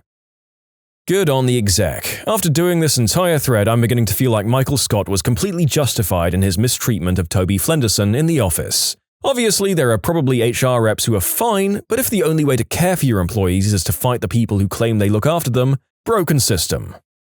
Not HR, but heed my warning, don't type anything into your work computer that you wouldn't say directly to your company's HR person's face. I've seen people had cases built against them for poor work and ultimately fired for the crap they say over Skype. I work in a mobile environment and have a company-issued tablet, and I bring my own tablet to work too. Why? Because company stuff stays on a company tablet and personal stuff on my own tablet. I don't even check personal emails with my company tablet. It's like in TV shows when the company goes through company emails and they see all the crap people have said about them or management through company emails. I've seen enough comments on Reddit of that happening, and I always ask, who the frick talks shot about a company on company email? I worked in a warehouse that regularly concealed the shipping of dangerous goods to save money. This went on for years. As time went on, I bubbled up through the ranks and was eventually made manager of the warehouse. I outright refused to ship anything anywhere until we started to claim our dangerous goods shipments properly. Their solution? The boss started to sign his name instead. This went on for a few weeks until HR found out. They obviously knew how much trouble the president could have got into. So next time a shipment had to go out, they got the newest guy in the warehouse to start signing his name instead, claiming they were training him how to do paperwork, but the poor kid had no idea. So when the driver showed up to pick up his shipment, I told him that there were a bunch of dangerous substances concealed in the shipment. So he refused it and left. I got told later that my actions were damaging to the company image and it had to stop. I told HR exactly what was going on and how I would not be a part of it. Less than a week after that, I was removed from my position due to company restructuring and laid off. Some of the most crooked crap I've ever seen. My rough estimates ballpark the money they saved at about $250,000 per year. Scumbags, the whole family. I reported inappropriate advances to HR at a large international company when I was 21. They notified my harasser, an older VP, before I'd even made it back to my desk. I was fired a few days later despite an excellent performance review the week before he propositioned me. Upon giving 2 weeks' notice, I got this stupid rant about millennial snowflakes, how we can't take the stress of a real job, and how we think we're so important and unique. But in reality, the only thing that would happen is that they'd find another engineer to fill in for me, and things would be like I never existed. After the initial shock, I replied with, "You're absolutely correct. Me staying on or not is meaningless. Consider my resignation immediate from this moment. Please give me the paperwork to sign." A skilled nursing facility I worked at got bought out by another company. New management comes in and starts cracking the whip and basically doing everything they can to decrease morale. What happens is predictable. People that have been employed in the building for 20 years start quitting left and right. Patient ratios start going up while more work is required. They lose so much staff that they resort to using a medical staffing agency, and the place has about half the staff on payroll to actually function independently. That management team has all left, but the effects are still withstanding. HR was the boss's sister, and the boss was a narcissist. The sister and HR had very little actual life experience because they both came from a big pharma family and never had a sense of what working a real job was like. The boss could do no wrong in his sister's eyes, so complaining about anything just got you gaslit. I'm glad I'm not there anymore. During an exit interview with my last job, HR asked me where I was going to go next. HR, so what's the name of the company you're moving to next? I'm not really comfortable disclosing that. Are you sure? It would really help us out. I'd rather not say. It's company policy that you need to tell us. I said no, and if you continue further, you'll be hearing from my lawyer. They gave me the shocked Pikachu face. I told my old boss this after I left, and he was absolutely shocked. HR have no right to know anything about the next place you're moving to. It's literally none of their business, but they tried to press it out of me anyway. More than likely to call them up and talk crap about me. What was the scariest, creepiest, or most unsettling experience of your life? 15 years old. I'd just got home from work, so I went to my bedroom to change out of my work clothes and get ready for bed. I'm in the middle of undressing when I look to my bedroom window to catch my reflection, and I see a man's face. I drop to the floor and turn off the lights, scrambling to get dressed, still watching the window. The face is gone, but I'm still watching. Then, a freaking camera. No face, just a camera pointed at me sitting on the floor. I bolt from my room and tell my mum and brother. My brother went outside and our ladder from the backyard was just laying there, but nobody around. Couldn't sleep for a year after that, just stared at that window. Haven't thought about this in years until now. When I was around 16, my rapidly growing family finally moved from the house I'd spent my entire life in. As you'd expect, we spent a lot of time fondly remembering things we used to do in the house as we were packing everything up. At some point, I decided to go into the downstairs closet with a flashlight and read, something that I'd used to do when I was younger to get some peace and quiet. Now, this is one of those very deep closets that goes under the stairs. It went back about 8 feet and then had a left turn into a very low, maybe 3-foot-high space. This space was largely occupied by a mountain of old blankets and stuffed animals. Of course, this is the most fluffy spot to sit in and read. About an hour in, I shift a little to get comfortable, and I hear a low, slow, warped, hoarse voice say, "You'll always make me happy." I flipped my crap, hit my head on the low ceiling, and practically broke the door down getting out. After hyperventilating and explaining to my family why there was no color left on my face, I went back to see what it was. It was my stuffed little bear from when I was 3 or 4 years old that I happened to lean on just right to press his belly. But when I pressed on his stomach again though, nothing. That poor bear I hadn't played with since I was a toddler used the last of its power, used its dying breath to tell me I made it happy. You make me happy too, little bear, when you're not making me wet my pants. When I was a teen, I worked at a cable access studio and made mini-movies. My neighbors gave me their father's old video camera. They told me he never used it, but it didn't seem to work anymore and had a tape jammed in it. I fixed it up, and on the tape was hours of him driving around at night and filming people through their windows. There was nothing overly adult-rated on it, but there is something unsettling about seeing peeping Tom footage of a guy eating dinner with his family or over 20 minutes of some girls dancing around in their room. That is incredibly creepy, and I can't help but wonder if any of the footage was from the person from our first story. Probably not, but crazier internet coincidences have happened.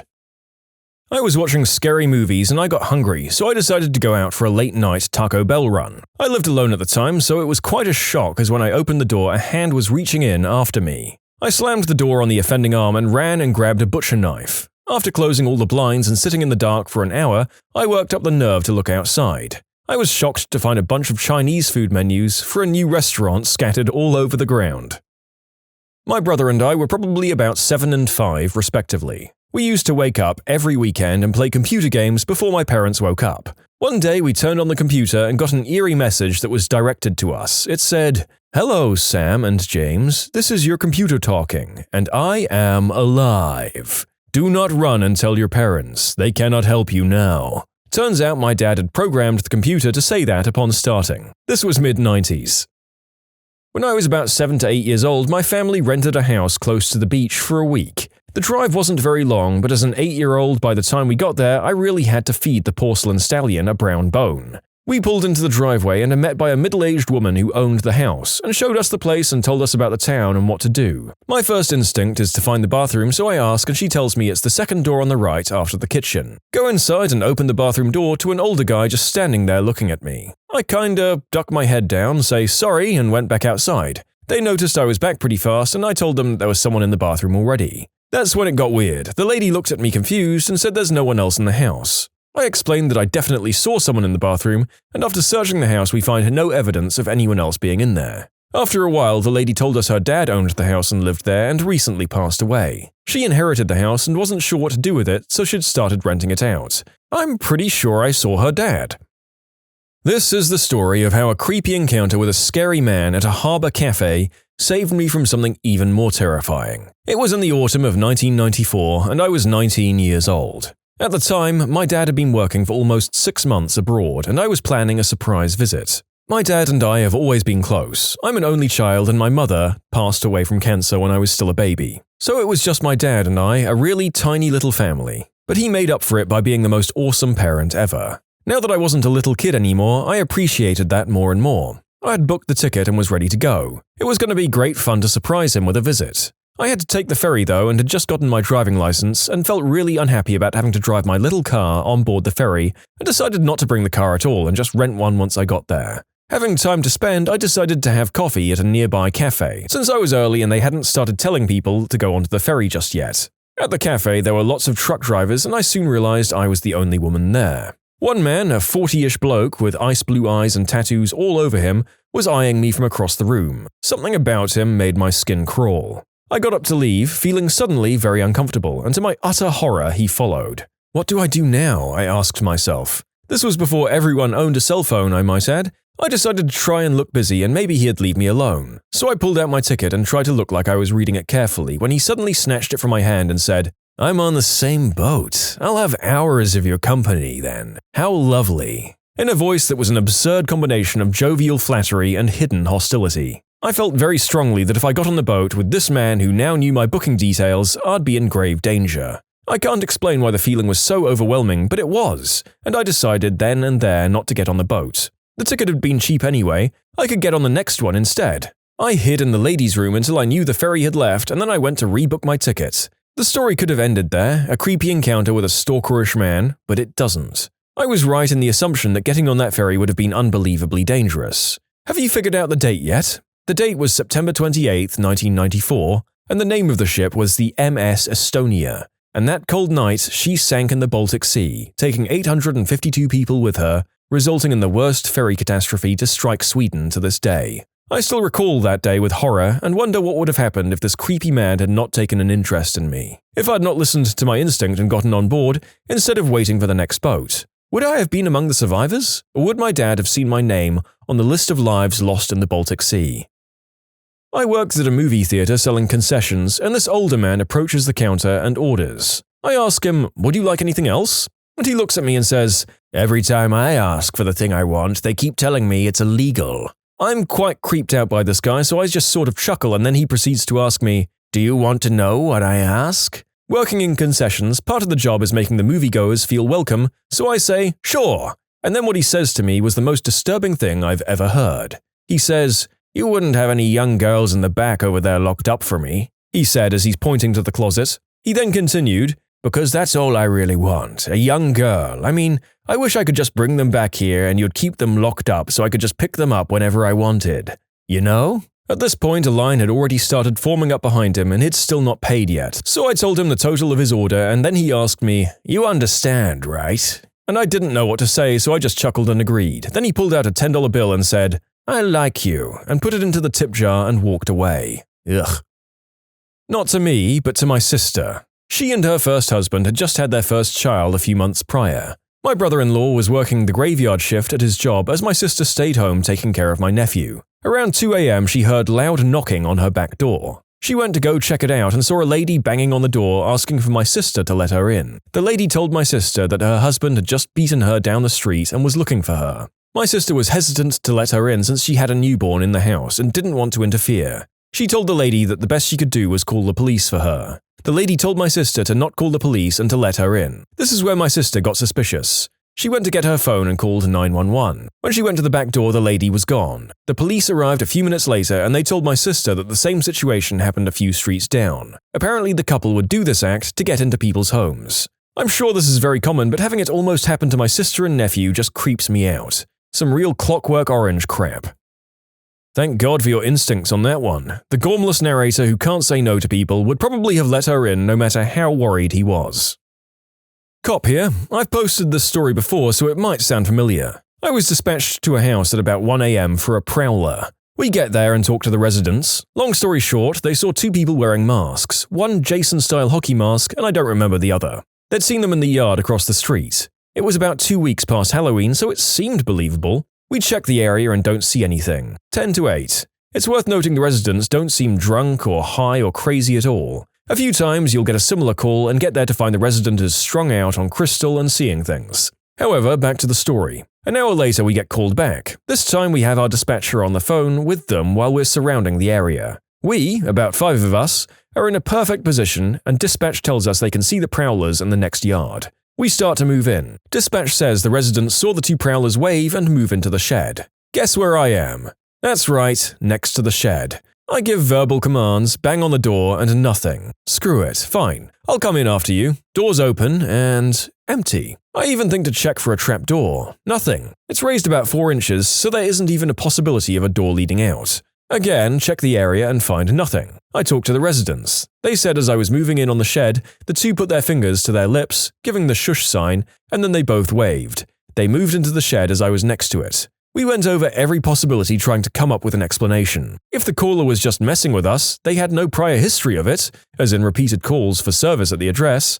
I'm not much of a believer in paranormal stuff, but I can still appreciate a situation where I can't logically explain what just happened. You can submit your own stories to be featured here on the channel. The story submission link is in the description below. And if you want to listen to some vibey music in the background, check out easymode, also linked below, and subscribe. One night about 10 months ago, there was a pretty heavy snowstorm in my area. All of the roads were closed and a curfew was issued for everyone except emergency medical personnel. I'd been shoveling snow for most of the day and was dead tired come nightfall. Didn't have energy to do much of anything besides eat dinner and lay down. I fire up some OG Star Trek and begin to doze off. A couple of hours later, around 1 a.m., I hear the sound of a door rattling and a slight whisper saying my name. I sit up a bit and realize it's coming from my parents' room, becoming fainter with the passing time. After 10 minutes or so, I gather up the courage to see what the heck is going on. Crappy folding knife in hand, I peek out into the hallway and I don't see anything. The noise is still coming from the room next door, the rattling becoming more rushed as I approach. Cautiously, I open the door and sneak inside. It's pitch black and I can't see anything. My eyes are taking entirely too long to adjust to the darkness. I'm shuffling forward and all of a sudden, something grabs and pulls on my leg. At this point, I was so freaked out I jumped back. As the whispers continued, I recognized my dad's voice. He was asking me for help.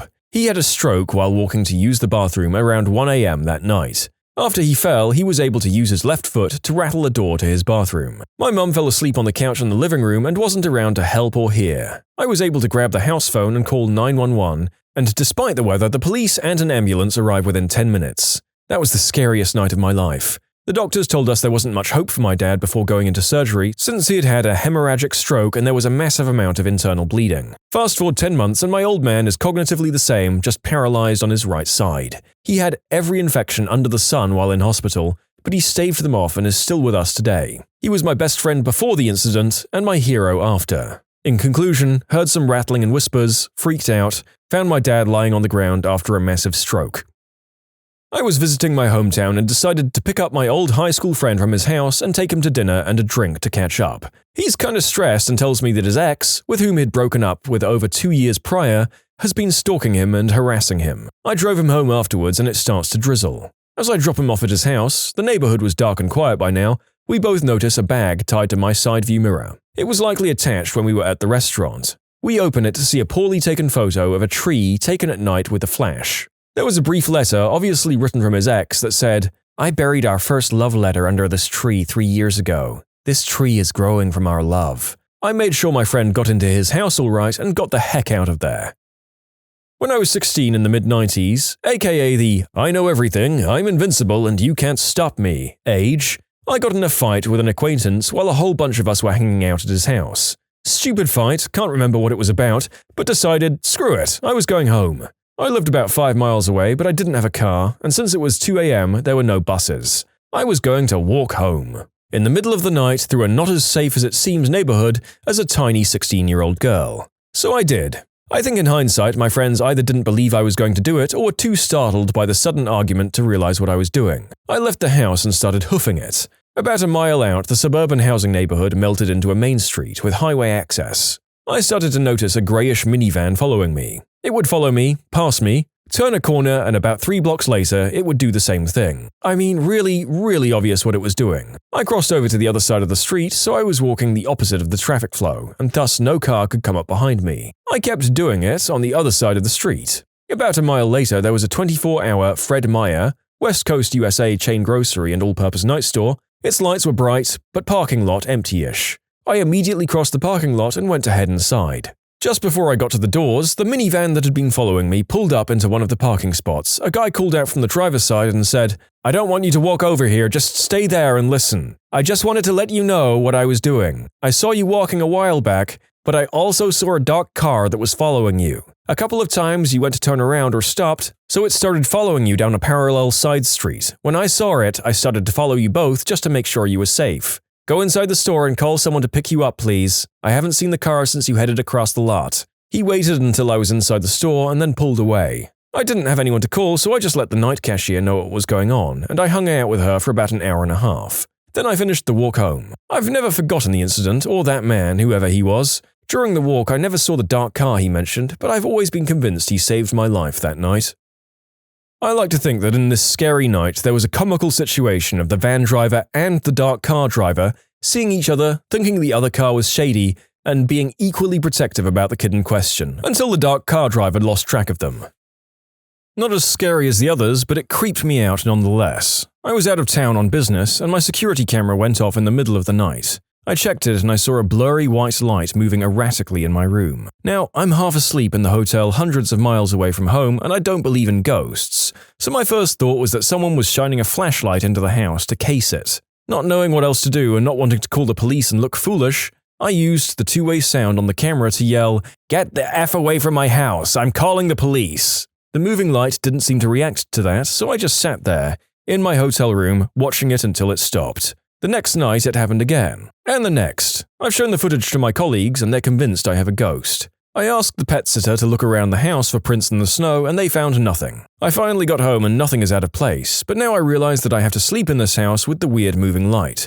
So when the sun went down, I was desperately trying to figure out what it was.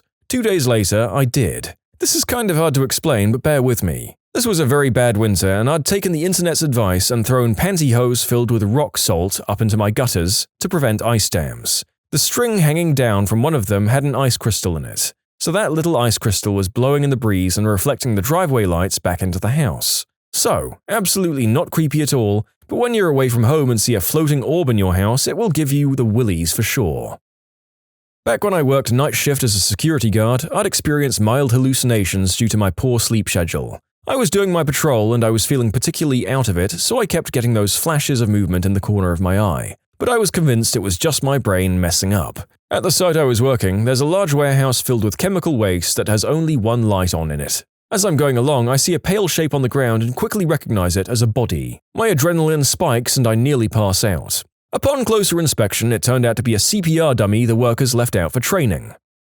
I was sitting in our office room home alone when I was 19. I was typing a paper for one of my college classes. The office room used to be my sister's room before she moved out, so a lot of her decorations are still there. She had a photo of a mountain range, an oval-shaped mirror, and 3 different hangings that read Faith, Hope, and Love. This makes 5 total things hanging on the wall in the room. Suddenly I got random chills, which happens all the time, it was pretty cold there. But this time, as soon as I got the chills, everything in the room hanging on the walls fell off simultaneously. This really freaked me out, but it got a tiny bit worse. I got up and walked out of the room only to notice everything hanging on a wall in my house had fallen, besides the television in my room. All the pictures in the living room and the other rooms, all of the trophies in my room from Little League sports and even a stand that held candles.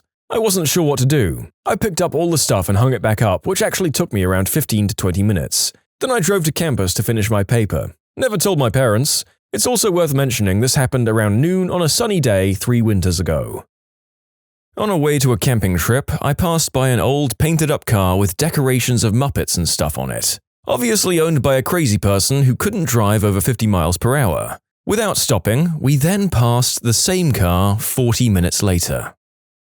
I work for an engineering college and frequently have to go up to the industrial floor to find old projects and materials that had been stored years ago. This is the floor with the HVAC unit, steam pipes and stuff, and is not very well lit in the evening. The year before I'd started working there, it was discovered that a homeless man had broken in and had been living up there. The cops had to be called because he had some kind of mental instability and kept coming back. Fast forward 2 years later and I'm up there looking for some pressure gauges when I see one of the fluorescent lights begin to flicker. My attention is drawn to that area where I see the silhouettes of a body laying on the floor in the most uncomfortable position, and another one crouched in the corner against the wall. I nearly crapped my pants before booking it in the other direction, but then the light came back on and I saw it was 2 test dummies that the mechanical engineers must have stored there recently. I keep a length of pipe with me every time I go up there now.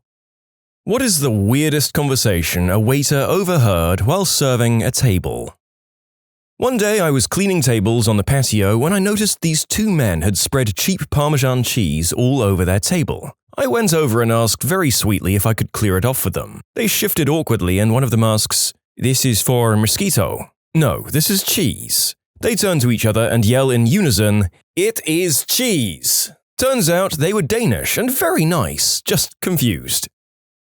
Last night was pizza and trivia night at the restaurant I serve at. I'm helping a couple in their mid to late 50s with pop culture questions, against restaurant policy. We were all laughing and having a great time when the wife leans over to her husband and says, "She's so cute, can I ask her to come home with us?" While I'm standing right there. I laughed it off and got a $40 tip on a $60 check, and their phone number. To keep those inquiring minds informed, no, I did not call them back. It's just not my thing. I'm in a committed relationship with a wonderful man, and jeopardizing what we have for $40 is dumb. They're regulars of mine, so Wednesdays should be interesting now. The wife was the really pushy one, too. Also, not Brad and Angelina. I overheard a man proposing a swinger lifestyle to his wife. She didn't like it one bit. And there I come to bring them their drinks in the middle of the conversation. "I can't believe you're going to lose your virginity tonight," said at a family table. I like to think they were all quick-witted and messing with me. "Maybe she just got married?" 2 adults, 2 kids, and the father said it. I really hope they were messing with me. I don't really remember the name used, but it went like this. What's Jennifer up to? Oh, she's probably effing my husband. This was at a table of 5 women who looked to be in their 60s. The Golden Girls just don't give an F. I was closing late one night and had a couple of really high teenagers come in. They could barely sit up in the booth and ordered $80 worth of food for 2 people. One of the guys ordered an iced tea and asked for Splenda with it. I brought out his drink and set it on the table along with the sugar caddy. This kid just stared at it for a minute and then asked which packet was Splenda. I told him it was the yellow one. Oh, what color is yellow? He finally asked. I pulled a packet out of the caddy and handed it to him and walked away. I couldn't hold my laughter in anymore. As I was walking away, he turned to his friend and asked, "Can she tell how high I am?" They tipped me a quarter. I wonder if that means they tipped 25 cents or 25%. Honestly, it can go either way with people on Green Herb. More awkward and sad than weird, but it was a conversation between a man and his 10-year-old son. The man was berating his son over his golf game.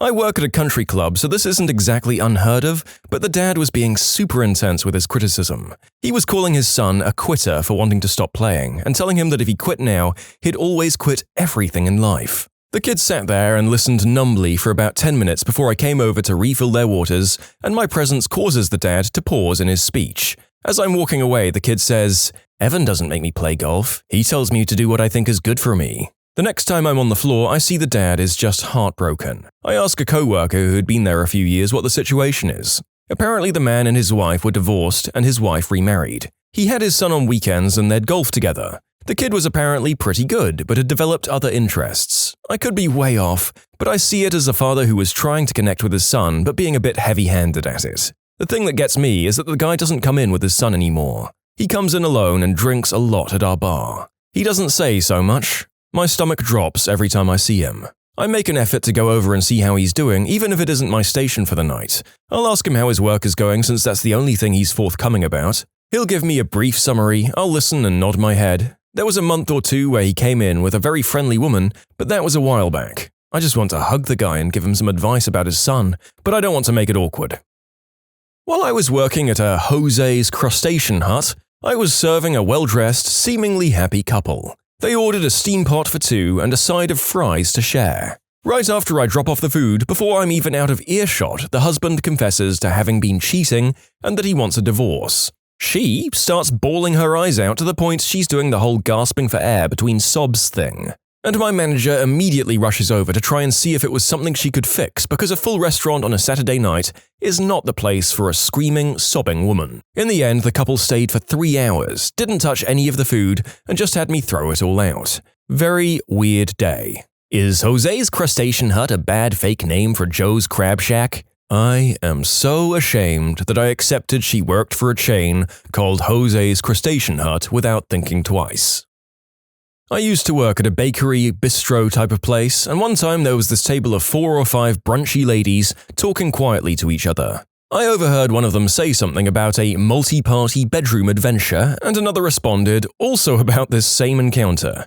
I walked past their table again to try and overhear more, and realized they were talking about 4G, not an org. Well, you get the picture.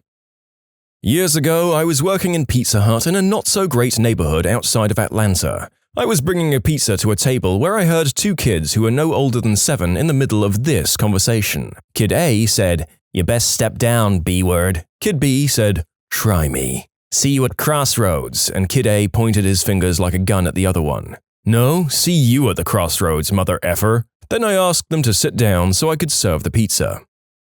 About 6 years ago, I was working at an Italian restaurant in California. A couple came in for lunch and ordered 2 iced teas and a 3-course special. Appetizer, entree, and dessert each. Maybe $25 total, the portions were smaller. After they down it, in about 25 minutes, the guy gets down on one knee and proposes to the lady. Keep in mind, this is like 11:45 on a Tuesday. She covers her face and the guy spends 20 minutes on one knee trying to convince her to say yes. It was the most uncomfortable thing that's ever happened to me. I had to go and drop off the check while the guy was still on his knee because he called me over. Anyway, they leave and come back in 2 months later and engaged, so it worked out, I guess. I was a waiter at a wedding once, and as I was serving the main course, I came up to a table where 2 guys were being introduced. The first one says to the second, "So you swing, right?" The second guy says, "Yeah, you're with Kirsty, right? I effed her brains out while you were away for work." Guy number 1 shakes his head and says, "Thanks for looking after her so well," or something because I was walking away. I saw them later getting on like a house on fire. I wonder if the author means that these guys were just becoming really good friends or whether things were getting hot and heavy. Although I guess swingers aren't bisexual by default, so I guess I'll never know. I work in a local greasy spoon. There was a young couple in maybe their early 20s eating breakfast. At one point, the girl dumps a pharmacy's worth of pills on the table and starts sorting and counting them out. When I walked by to check on them, she started acting super paranoid, and as I walked away, I heard her say to the guy, "Maybe we shouldn't be doing this here. There's cameras." And she proceeded to move all of the pills back into her bag and they left. Got a really nice tip though. Something more humorous, I had a man in his 60s come in for lunch by himself. He was reading a book and I recognized the title. It was Fingersmith, which is a steampunk lesbian romance novel. Got a good laugh from that. I work as a cook in the most popular Thursday night bar at my school, but I also have a window for customers to order from and I chat with them quite a bit. Needless to say, almost all conversations verge on the side of weird. However, some take the cake. My favorite was 3 girls who came up to us to get some French fries, and while they were being made, they started to chat, mostly about boys. As the fries were being cooked, they included me in the conversation and tried to get my opinion on how to find the right guy and which guy they knew was the hottest. As the conversation progressed, one admitted that the only guy she wanted to F was one of the other girl's brothers. This became the facet of the discussion as she began to drunkenly go into details about how hot he was, why he was so hot, and why she wanted to F him. Meanwhile, the second girl stood there awkwardly with a look of shame on her face while her brother's attractive qualities were dissected by her 2 best friends. While not the weirdest story I have, it's definitely one that sticks in my brain. As an older brother, I really hope that if my sister was ever in this spot, she'd do the right thing and hook me up. I overheard, "I've been thinking about this a lot lately. I think I'd save so much money if I just ate one big meal a day." "Yeah, but you're gonna get hungry later." "Yeah, I guess you're right." I'm pretty sure they were high. This sounds like a conversation between the residents in Animal Crossing. Oh, that explains it. Shep is always high as crap, dude. I was working as a pizza delivery driver. Technically, that's waiting, right? And I pulled up to this house. Inside, you could hear 2 people arguing about something, and the woman yells, "F you, I'm gonna go and screw the next guy who says hello to me." She answers the door and I said, "Hello, here's your pizza." I unfortunately didn't do the deed with her, but she gave me a $20 tip, which was nice. We had a guy bring in his wife so he could tell her he wanted a divorce without her causing a scene because they were in public. When I went over to take their order, knowing full well how awkward this was, he said to her, "I'm honestly not that hungry. Do you want to split a sandwich?" To which she replied, "No, I don't want to split a fricking sandwich. You just said you wanted a divorce." And then they left. She had taken her heels off and was walking on the opposite side of the road. I once had a pimp try to encourage me to join his ring. This happened the other day at my restaurant. Not really weird, just a hilarious dad moment. The young kid said, "I heard today that one of the members of One Direction left the band." The dad said, "Does that now make them 2 directions?" Classic dad joke right there. You can submit your own stories to be featured here on the channel. The story submission link is in the description below. And if you want to listen to some vibey music in the background, check out easymode, also linked below, and subscribe. I noticed a kid from my school was sitting in a booth at the other side of the restaurant. I offered to trade sides with the other busser so I could go and say hi and such. The kid, by the way, is openly gay and very flamboyant at school. I started walking up and I heard his dad talking about how proud he was that his son just got a girlfriend. The kid noticed me and looked pretty embarrassed. I feel pretty bad for him and I hope his family is accepting of him no matter what if he eventually does tell them. I was serving 2 middle-aged ladies at a suburban Applebee's. I think they each had 1 drink at most. They're having a great time, clearly catching up. As I gather the plates after their meal, the woman motions me closer and whispers, "We're all made of stars." And she really did draw out that last word. I think she must have been on some sort of medication. Totally unexpected. A woman told me she'd just had a hysterectomy. I didn't know what to say. The only thing I could think of was, "Congratulations?" I mean, I wouldn't just go whoring yourself out. Yes, but it's glamorous. Absolutely serious conversation heard on the patio between 4 married women. I don't even know what was meant by what they said, and I'm still trying to figure it out. This woman ordered her food before her friends were there. Her friends came in 20 minutes later and ordered. She proceeded to demand free food because all of their food didn't come out at the same time. She gave my coworker, a 5-year vet at this restaurant with rave reviews, the hardest time ever. She was extremely rude. It was a birthday gathering. I overheard her saying she wasn't going to tip my coworker because the food she ordered was too expensive. When the other servers heard about what she said about the tip, we said, all right, there's no tip anyway, so let's make it worth it. We went out to sing happy birthday. Her free ice cream was served, 1 scoop half melted in a bowl. We clapped out of time, all started the song at different times, and no one smiled. Most liberating night of my life. We rarely ever do stuff like that, so it was so worth it. This brings joy to this former waiter's heart. There are so many people I would have liked to pull crap like this on. Bless those of you with the courage to do it. I have 2 stories that I've been dying to tell. I work in a 4-star restaurant. I had a man come in for dinner, sweating bullets from the time he sat down. He and the lady were obviously a couple, and the entire staff guessed what would happen, especially after he ordered a $300 bottle of champagne to start the meal. She looked happy, but worried through the entire meal. When the dessert came, he got down on one knee and I heard her say, "Please don't." Those 2 words stopped my heart. I can't imagine what this poor guy was going through. They had a hushed conversation and she ran out, literally ran, while he sat there holding an open ring box. He finished the bottle of wine they'd ordered during dinner and, pretty wasted, turned to me and said, "Why won't she let me love her?" Just like that. Like I'm going to give him some kind of answer to explain the complex and painful thing that's just happened. I told him that sometimes we fall in love with the wrong people, and the only people worth anyone's time are the ones who give back what they get. He finished the bottle, paid his tab, and slowly walked to the parking garage. I never saw him again. I also used to wait tables at a Bob Evans that was located across the street from a nursing home. Whoever chose that location was a genius, because old people love the crap out of Bob Evans. I had an elderly couple who came in every day for lunch and ordered the same thing. It got to the point that they would have their meal on the table by the time I saw them crossing the street from the window. They usually only got applesauce and banana bread or mashed potatoes. One time the old man came in alone after a week of absence. He never said it, but I knew she had passed away. He still ordered for her and let the food sit on her side of the table, every day. I cried more than one time delivering it. I hope one day my future husband loves me that much. Before anyone asks, yes, this story really did happen to me. I'm a cook, really a chef, but I don't like the term, but one of my servers came back to the kitchen with a 1,000-yard stare on her face. I asked her what's wrong and she just says, 41, meaning booth 41. 41 is 2 tables from the kitchen. So I act like I'm making my rounds in the dining room and I get near 41.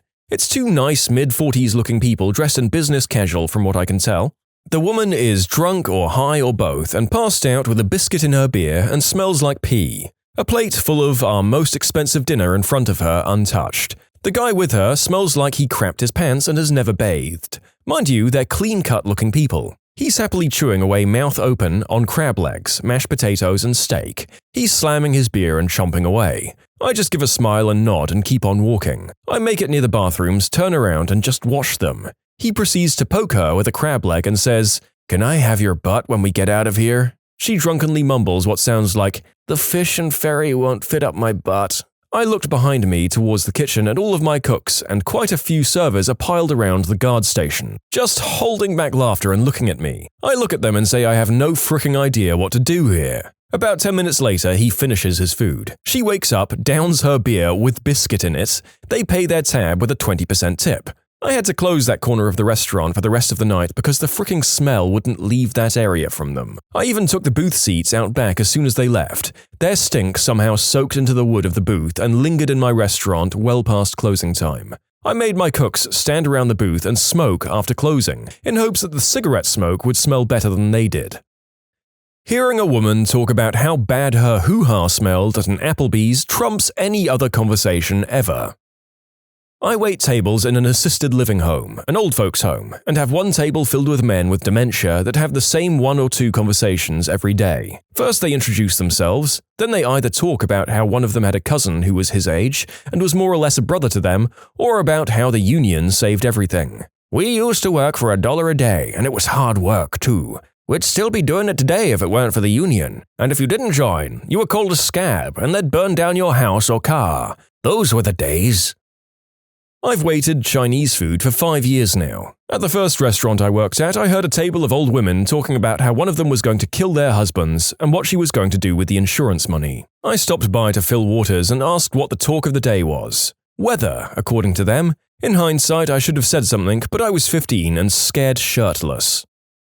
Most recently, a guy in his early 20s was having lunch with his grandparents, and as I go to drop off the check, he gets all upset and says to the grandma, "I shower 3 times a week now, jeez." The same day at the bar, I heard a girl end her story with, "And that's how I learned what midget tossing was." My favorite was a few years ago, and it was a brother and sister in their 70s. I'd waited on them before. They always sit in the same spot, away from people and near the kitchen. I come out of the kitchen and turn the corner, and the lady is giving her brother the bird, screaming, "Frick you, Morty, I should have smothered you when I had the chance."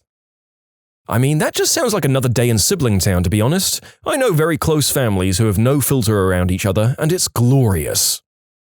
I was working late night on a slow Thursday at the local pizza shop as a driver. Man comes in to look at the menu board and asked me if his wife could use our bathroom. The place was takeout and delivery only, so we didn't have public bathrooms. I got the okay from my manager, and the guy motioned through the window for her to come in. The manager shows her to the back, and the guy says he doesn't see anything they want, so he's going to wait in the car. When my manager comes out, she says the woman is not okay and is incoherent. When we looked out of the window, the guy was hauling tail out of the lot. He had picked up a mentally challenged girl, entertained her for the evening, and then dropped her off. We called the cops and they took her to a shelter. Creepy and sad.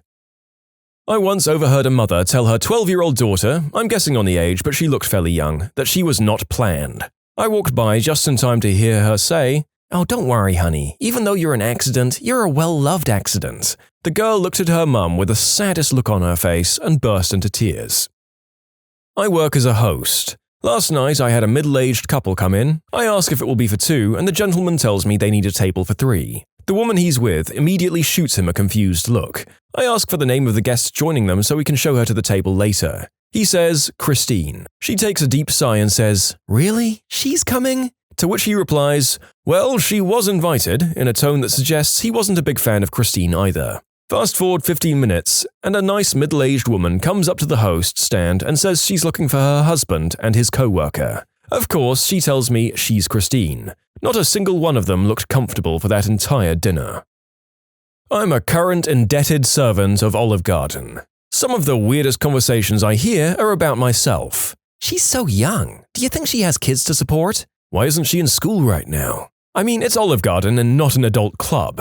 She has to be wearing colored contacts. Green eyes aren't real." I get elderly men who tell me they're lonely and ask if I will take them home just for the night. One man told me it was his 94th birthday, and when I asked if there was anything special I could do for him, he said, "Yeah, you can sit on my face." I almost got fired that day. I get really entitled high school girls who try to quietly talk crap about me being just a waitress and a total loser in life all the time. But the all-time weirdest was when I walked up to 2 high, and I mean completely toasted college students discussing aliens. "They could be one of us. How do you think we can do organ transplants? That's not natural. We can't grow organs, so where do we get them?" Illegal aliens, man. They land here, but they're just like us. So we take their livers. What is the weirdest thing you found at the bottom of an elevator shaft? I once accidentally lost my driver's license down the little gap in the elevator doors. I just dropped it and was super unlucky as it slipped through. It turned up in my mail 10 years later. Obviously long expired, but still crazy that some maintenance guy found it and bothered returning it. Pest control tech here. Snakes had gotten into the pit and were climbing up and dropping down on people as they rode the elevator. Good times. Snakes on an Elevator, the sequel to the Samuel L. Jackson movie. Worked at a hotel, guests dropped their phone down the shaft. After a few failed retrieval efforts, we called the elevator guys. They went down and got the phone and also found a carton of eggs. Rotten, but not cracked. I don't even understand how that could happen, actually. Because it was no accident. I work in tech now, but while I was in college, I helped an HVAC guy, and he had once had me put a carton of fresh eggs in the duct of a client's office that had stiffed him before. When I asked him why he was doing this, he said, "If this mother effer doesn't pay up, he's going to have a new issue." But then the guy paid 2 days later, and I was sent to retrieve the eggs. He called it his 99 cents insurance policy. We found well over 1,500 tax returns at the bottom of the ATO's North Brisbane office elevator shaft. Oh my frickin' god, I know who dropped those. Like, exactly who. A person I know told us a story about how they used to work in the ATO Brisbane office, and if anything came across their desk that was too hard, it was dropped into the bottom of the elevator shaft. We were only talking about it the other night, having a giggle about what would happen if they were ever found. They giggled, saying a crap load of files went missing in that shaft. This was way back in the day, like 25 plus years ago, before computers and well before the internet. If something needed to be sent out, they'd have to fill in a form by hand, and then that was typed up by another person on a typewriter and then sent out in a letter. So it was easy to make paperwork disappear. I feel like 1,500 individual tax returns for a company would account for an awful lot of money. The author who replied to that must feel pretty confident nobody will care enough anymore. My dad was an elevator mechanic for about 15 years. He had a very dark sense of humor and would come home with some of the craziest stories.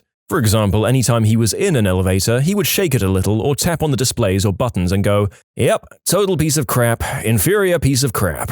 And I think he mostly just did it to freak people out. One of my favorites, he got a call that someone was hearing weird noises from the elevator. He got inside and rode the elevator up, and sure enough, he could hear it too. For half a second, he thought it was a baby crying and realized it was a cat. When he got to a certain floor, he could hear this sad meowing. It obviously wasn't in the elevator car, so he got into the shaft and found this little orange kitty. It had somehow, and I don't think he figured it out or told us, got into the elevator shaft and was sitting in a spot between floors where it wouldn't get crushed by the elevator, but it couldn't get out. My dad saved it and gave it to the building manager to see if it belonged to anyone in the building. It was the one time he ever told us a story that involved him saving an animal instead of finding dead ones. Cats are made of liquid. I'm pretty serious about that. They have a lot of floof and fit through cracks and crevices much smaller than you think should be possible.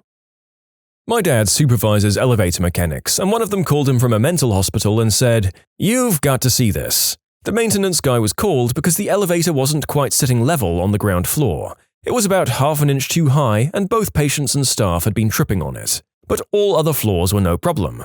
My dad arrived to find the maintenance guy cackling and looking into the bottom of the shaft. There were probably tens of thousands of magazines down there. They had to get a bunch of shovels, a small crew, and a rolling dumpster to clear it out. When it was all done, my dad decided to stay behind and pretend to read a newspaper while he sat in the lobby. After about half an hour, he sees an elderly patient holding a magazine, shuffling slowly toward the elevator. He stops in front of the doors, glances left, glances right, and quickly stoops down and slides the magazine into the gap, and shovels away as fast as he can with a huge grin on his face. My dad couldn't help but laugh hysterically. This guy had probably been sliding magazines in there multiple times per day, every day for decades. I should ask him whether he reported it or let the guy have his fun. It wouldn't surprise me if my dad went with the latter. As a psychiatrist, I've become fairly desensitized to weird patient actions, but I appreciate this story for how long this patient was doing this. Usually the passive-aggressive stuff goes away quickly, but this man sounds resilient as frick. Imagine what he could have done without getting served a bad genetic hand. Our medical team dropped a steel butthole dilator down the dumbwaiter shaft by mistake. When the technician came and grabbed it off the floor, I'll never forget the look on his face when I told him, "We need that up here, it's got to go in someone's butt soon." It was priceless. I'm a technician for a hospital dealing with rectal surgical tools. It's very normal. That poor dilator, it got away for a minute, thought it was finally leaving that wretched life behind. Next thing it knows, it's lying at the bottom of a filthy dumbwaiter shaft. And just when it's starting to get used to that, thinking, not much of a view, but a lot roomier than I'm used to, along comes the elevator tech and it's back to the old day in, day out. It must have really done something bad in a previous life. I bet it was Roy Cohn. We found a couch. Not joking, it was a walk-in pit that a homeless person had retrofit into a small living room. One of my baseball coaches when I was a kid lost his glass eyeball in an elevator shaft. The maintenance guy gave him a solid "what the frick." One time we were doing a rip-out at an old factory. They were gutting them and turning them into luxury apartments. The elevator that we were taking out was a crappy old freight that hadn't run in years. When we finally ran it up, we went down to inspect the pit. It smelled like a dead body had chilled there for half a century. The bottom floor wasn't lit, so I shined my flashlight under the elevator, and the whole floor started moving. Roaches. Nasty. Haven't really found anything fun in my time. I've cleaned out more pits than I could count to. I gave my mum a cheap ring I found a pair of underwear at a hotel, and I found a full packet of transcribed documents at a courthouse. Oh, and I was on a mod once, and one of the hoistway doors had an advertisement sticker for a tennis restringing service, which was weird because it was somewhere only an elevator guy would be able to reach. I called the number, but it was out of service. I found some cool graffiti from the 40s. That's about it. I've worked on escalators for a year and a half. There was a lot more in those pits. I was taking home bent-up quarters every day. There were lots of shoe bits, and I was always nervous of coming across used needles in certain units.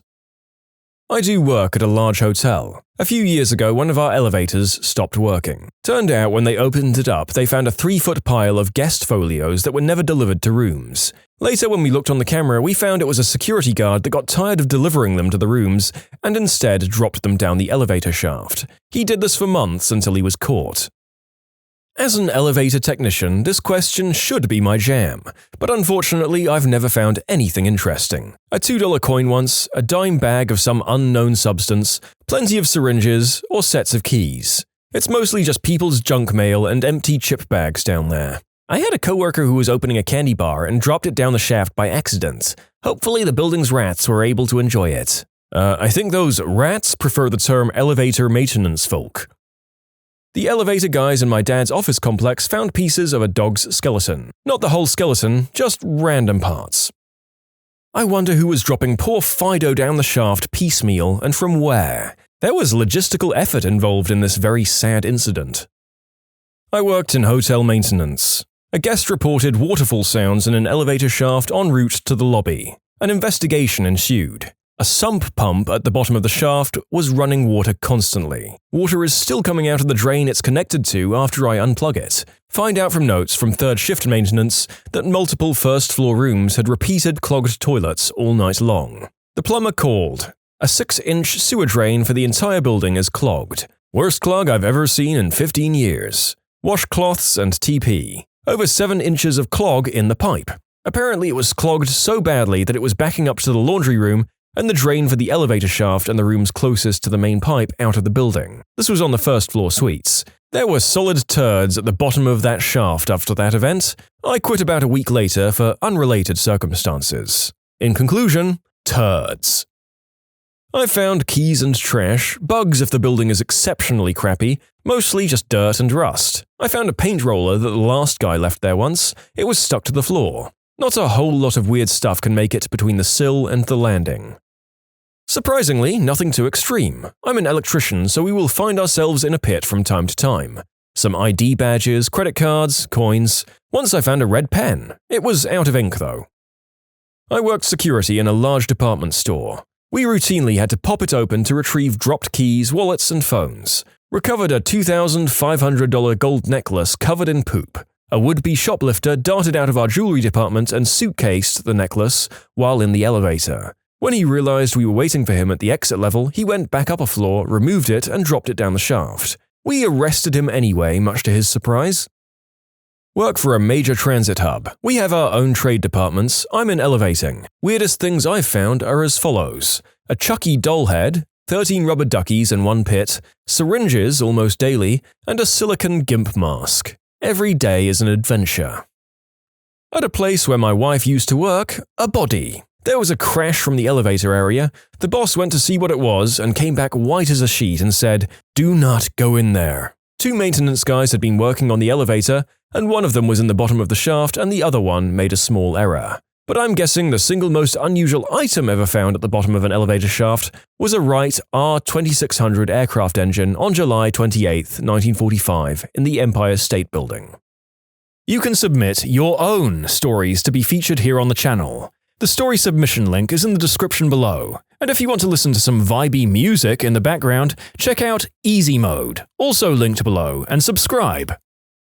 I used to work at an old 22-story building that had the first automated elevator system in our state. The idea was, in order to control the flow of people in the lobby, you'd push the button for your floor and the elevator would tell you which one to get in. The elevators would make sure the crowds spread out over the big lobby. Anyway, it was the first time I'd ever seen the auto-open eyes used, too. I worked on the executive floor where the long-winded executives would often stop me as I was leaving. I got used to passing my hand through the doors to break the eye and hold the doors open. You guessed it, my left hand didn't trip the eye. The doors closed on my hand, which were prevented from closing completely because of my heavy engagement and wedding rings. Crushed the whole mess and lost a 2-carat diamond 22 stories below. My hand was only bruised, thank goodness for a safety shutoff. I like to think that someday someone will find a tiny treasure.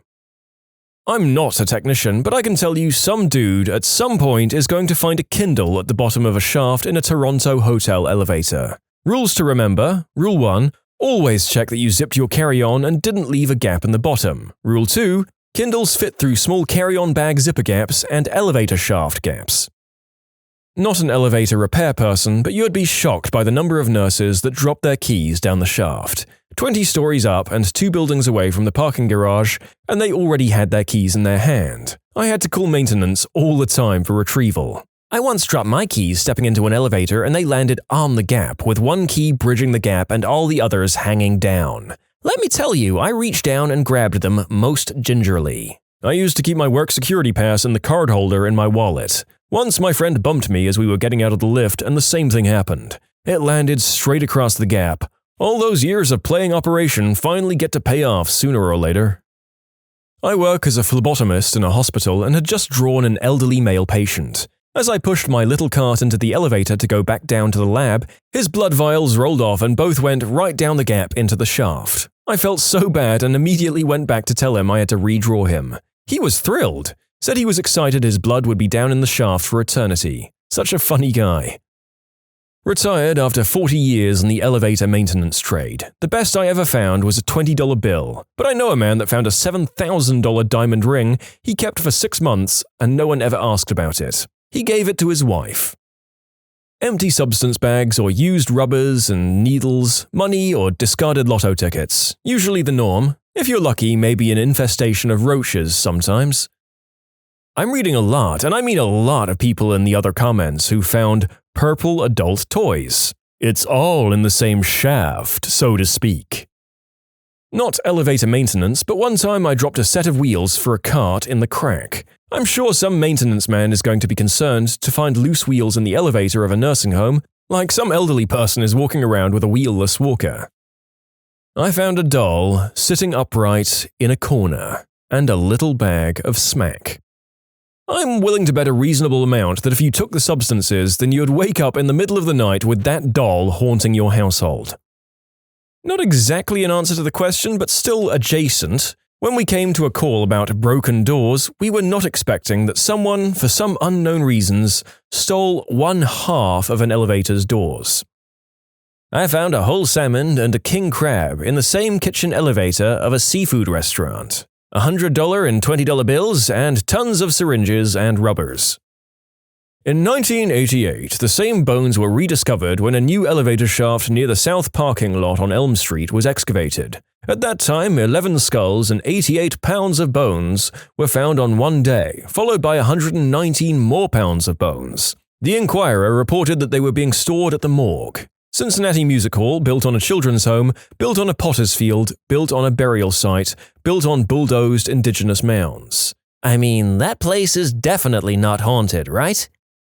Holy crap, I've just asked a guy I knew who does this work last night. It wasn't surprising as I expected, just a ball, a very large ball, that had no business being able to get down there. Then I asked if he ever left anything strange down there for the next guy. He went quiet and slowly turned to me, pulling a Barbie out of his pocket.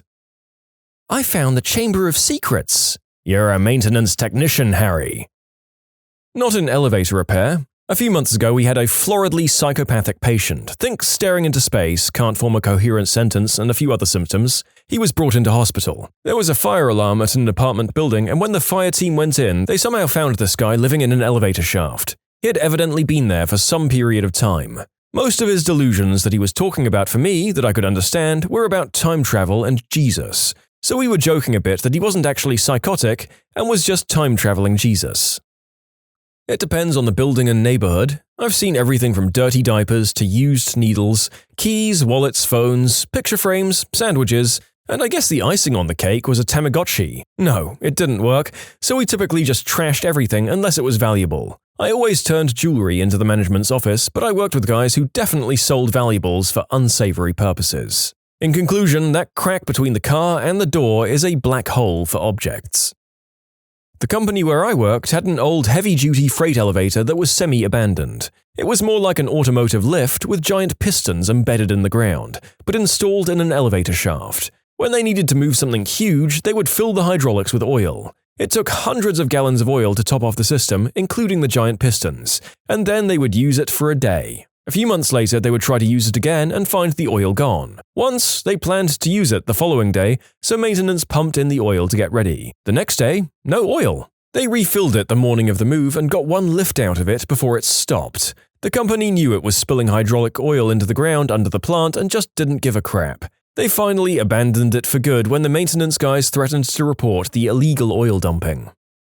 I had to clean some bad insulation at the top of the elevator chamber. So the maintenance guy brought the elevator to the top of the second floor and we got on top to reach up. On the elevator car were a few pairs of women's underwear and used rubbers. So someone was doing the deed on top of the elevator. How they got there was a mystery because it was a very modern one, and you need a special key to open the control box to access the top of the elevator. 100% this special key is the exact same key across thousands of elevators. Some jerk with a 3D printer, plaster, LED, and a high-resolution camera, i.e. a modern smartphone, can pretty accurately reproduce working keys from a photograph. Or you just buy the 5 most common keys on eBay for $15.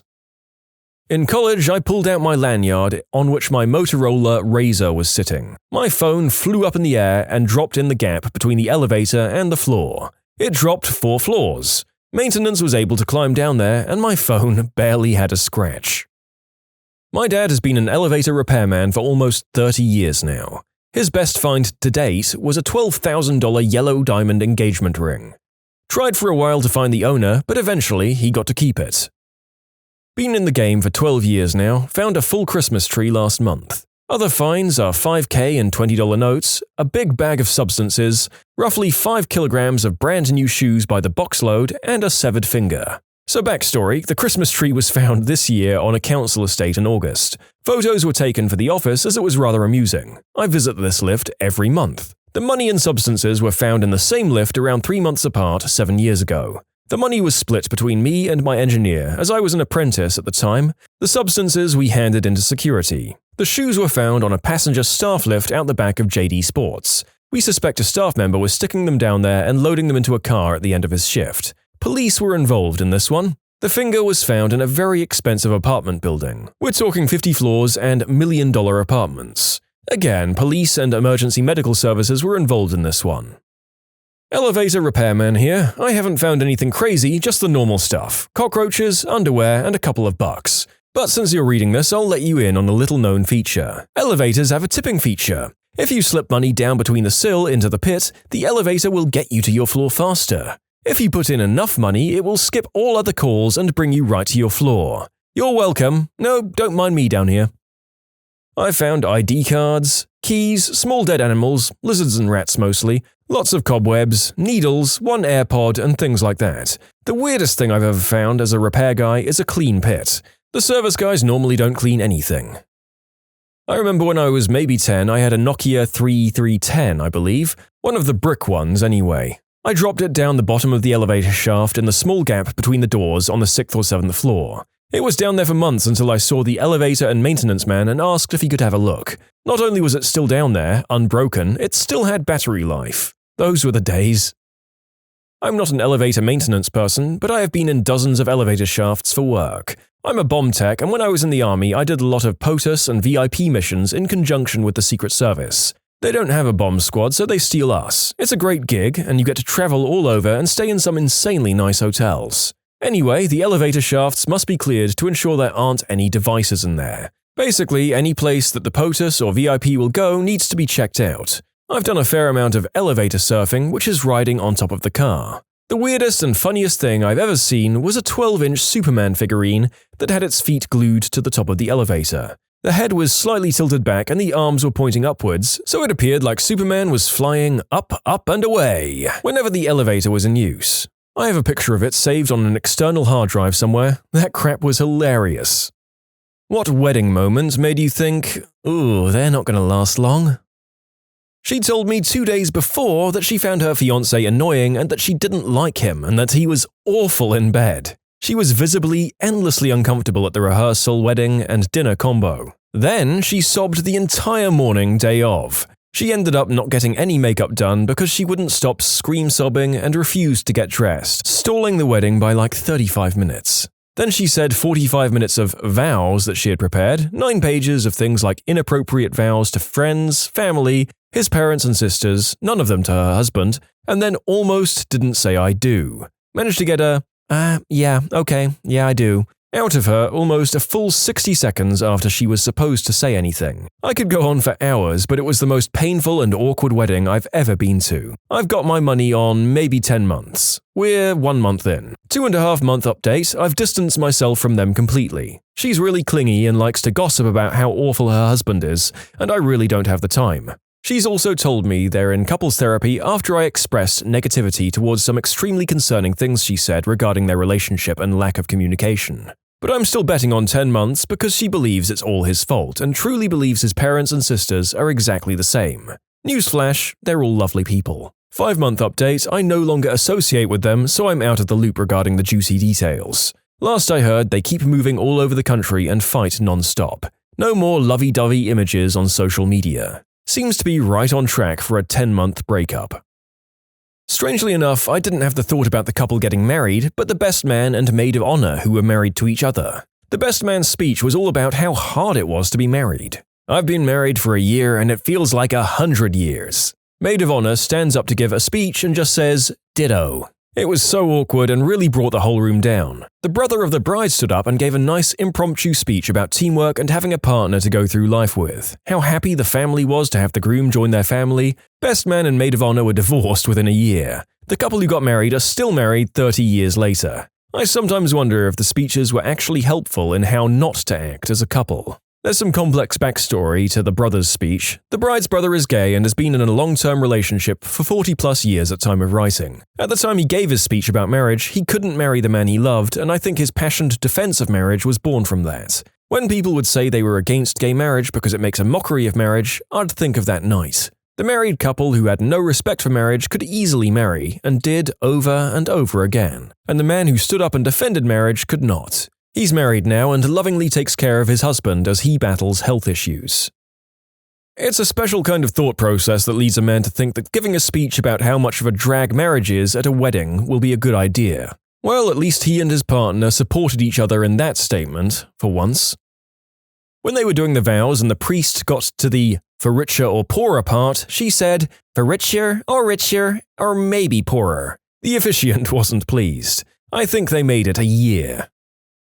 I've got 2. One of my good friends got married and I'd never met her before the wedding because she's just shy. On the wedding day, she was belligerently drunk before the ceremony even started and couldn't even get through the lines she was supposed to repeat. Like, I promise to love you. She ended up slapping the groom, spilling champagne on her dress and then crying under a table while he tried to comfort her. They lasted about 4 months. Another one was my wife's friend. She's a very conservative, religious white girl who married a black man. Most of her racist family didn't approve of the marriage and didn't show up, but she planned the whole marriage around race. Like a vanilla cake for her and a chocolate cake for him, the wedding colors were black and white, and even the meals were white meat for her side and dark meat for his. It was extremely uncomfortable as a guest. They lasted 2 years, but broke up because he was nuts and attacked her, rather than the weird racial tension.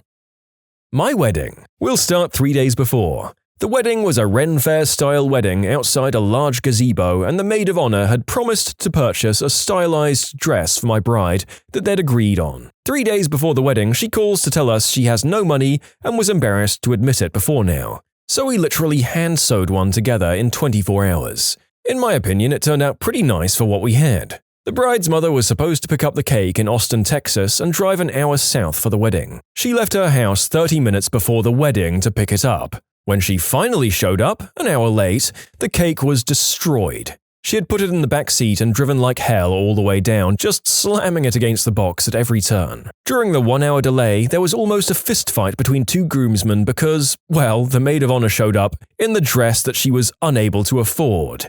Obvious attempt to upstage the bride. The same maid of honor during her speech after the ceremony started it off by saying, when we all met, I didn't like Paul at all. However, I found he grows on you, like a fungus. Needless to say, my entire side of the family was super cold through all of this. Since all of these issues were on her side of friendships or families, I was told to suck it up and we'll discuss it later. I sort of assumed that a lot of these friends had just shown themselves the door. Quite the opposite. In fact, 2 years later, when I accepted my first well-paying job out of college, it became an issue that it was an hour and a half out of Austin, so she just decided to stay in ATX to be with her friends. I mailed her the divorce papers, and since she couldn't be bothered to even show up for the hearing, I've never seen her again. I used to work at David's Bridal. The bride came in with tons of friends, we did the say yes to the dress thing, and an hour later she was standing there in $3,000 worth of stuff and doesn't have any money with her or in her account. She decides she wants to apply for the store credit card. I run it through the system and she gets denied. Then she calls the groom for his info, which to be fair, people did all the time, and he tells her no. She threw a huge fit on the phone with him, standing on the bridal stage, literally demanding, "Why not? Why? Why?" Like an actual child over and over again. I've never seen a 30-year-old age backwards so quickly. She was just a brat, literally stomping her feet in front of me and all her friends and the other brides in the store. I was embarrassed. At the end of all that, she hangs up on him and her friend is like, "I'm so sorry you can't get your dress." And the bride instantly stops crying and goes, "Oh, I'll get the dress. I just have to do this at home, and when he gets mad enough, he'll come get it for me, so I'll stop." I was speechless. Sure enough, the girl came back 2 days later with her man and he applied for the credit card and brought the dress. He was livid and silent and she was smug as hell. Can't imagine they're living a happy marriage if they're still together. I'm witnessing one from the sidelines now. My wife's brother just got married this past May. The bride's mother is a big DIY person and went a little nuts with extra flowers, table pieces, decorations, and other things. Note that I said extra stuff. It was already decorated by the venue, she just took it upon herself to buy and add way more stuff. Anyway, a few weeks ago she sends my mother-in-law, the groom's mum, an email with receipts of all the extra stuff she brought. $7,000 worth, and asked that she pay half since it was technically set up in time for the rehearsal dinner for guests to enjoy. It's causing a huge rift between the newlyweds since the bride is taking her mum's side. My wife got invited to a client's daughter's wedding. The couple were both drama students, and many of the bridal party were drama students. The maid of honor's toast consisted of tearful declarations of unrequited love to the groom, along the lines of, "If it couldn't be me, I'm glad it's my best friend that's marrying you." The best man's speech was a lusty declaration of, "If it doesn't work out, call me, babe, like the previous time you called me." The other toasts were similarly weird. A guy at the table I was seated at was a friend of the bride and said to me that he was this close to standing up during the "speak now or forever hold your peace" thing. I'm still not sure if the whole thing was a bunch of emotionally messed up 20-year-olds or one big piece of performance art. As a man who has dabbled in theatre at a couple of different levels, I can confirm that drama students who take classes together have often seemed like a weird incestuous family. It's fine up until someone inevitably gets jealous. I was the maid of honor. Me, the best man, and the couple went into a separate little room to do the signing stuff. The bride excused herself to go to the bathroom, and the groom started making pretty mean remarks about her cooking. Her cooking is something she's really passionate about, by the way. He was making these comments to the officiary. She came back, heard they were talking about cooking family meals together, and gave him the warmest smile, thinking he had praised her. He scoffed awkwardly and changed the topic. That always stuck with me. He wasn't laughing with her, but at her, behind her back. They lasted 7 months.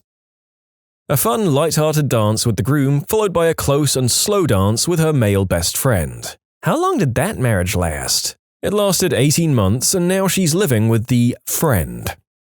He ended up in the emergency room between the ceremony and the reception. He'd gone out the night before with his sister and friends and got plastered. They had to hold a cold pack to the back of his neck to keep him vertical during the wedding photos. Marriage lasted 30 days until they had a fight, she left the house, and he filled the U-Haul truck with everything but her clothes. The groom showed up to his own wedding reception wearing a t-shirt with restroom sign-style stick figures depicting a bride and a groom, captioned, "Game Over." The bride had a bruised eye covered by makeup. Also, it was visible that walking was hurting her. I might think it was because the corset was pushing on broken ribs. It took her 3 years to run away.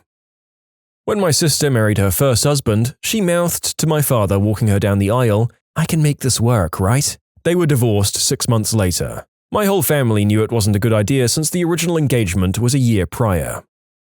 You can submit your own stories to be featured here on the channel. The story submission link is in the description below, and if you want to listen to some vibey music in the background, check out easymode, also linked below, and subscribe. When the bride drank vodka out of a pint glass and spent a significant amount of time making out with another guy on the dance floor. Oh well, the first part isn't necessarily a deal breaker. One of the best weddings I've ever been to included an Olympics between the bride and her bridesmaids, Russian, and the groom and his groomsmen, Lebanese. Main event was a vodka relay where they, no crap, chugged pint glasses. Lebanese put in a fantastic showing, but the Russians mopped the floor with them without even taking their heels off. It was hilarious. They all still managed to host and throw a wonderful party for another few hours, and they've been happily married for over a decade with 3 beautiful kids. Oh, and my husband just reminded me that these motherfrickers woke up the next morning and hosted brunch for us. Unbelievable. When the bride tried to playfully feed the groom some cake, pulling it back once it got close to his mouth. The third time she did this, he slapped it out of her hand and stormed off. In the ensuing awkward silence and wide-eyed staring, we all knew it wouldn't last. Surprisingly, they were together for nearly 2 years before the bride eloped away with her stepbrother. No one saw that coming. Prior to my wedding, I'd asked my husband to practice dancing with me because I'm uncoordinated due to a disability. He blew me off and said we'd be fine. As we were dancing, he spoke in my ear, not even quietly. "What are you doing? What's wrong with you? You're embarrassing me." We lasted 2 years. Leaving was the best decision I ever made. My uncle, when he broke his neck trying to break dance on his stag do, he went down the aisle in a wheelchair. She divorced shortly after. He can walk again now, but because of his surgery, he can't turn his neck. One of my go-to stories because it's freaking insane. Wedding videographer here. I think my favorite moment was when I was sitting at the miscellaneous table with all the randoms, and the girl next to me, the groom's ex, drunkenly admitted to sleeping with the groom a few months prior. I was at a wedding. I was a +1 for my date. The bride sat down drunk at our table and started talking to us. She then told me that she slept with her ex right before walking down the aisle. She screwed her ex in her wedding dress in the bridal suite. She then downed the last of my drink and went off to the dance floor. I was left speechless. I didn't know anyone but my date. Less than a year later, the bride and groom were divorced. He got so messed up at the reception, he had a fistfight with her cousin in the toilets over some white snow. He told all of the other cousins to F off. He hit on my aunt. He told my cousin's child to come back to him when she was 15 or 16, and he forgot to bring his own child to the hotel. I mean, I see absolutely no cracks in the foundation of those nuptials, and I'm roughly 28% sure that they may still be together. I was at a wedding when a phone went off during the ceremony, in the middle of exchanging vows. It was the groom's. He took the call. They're divorced now.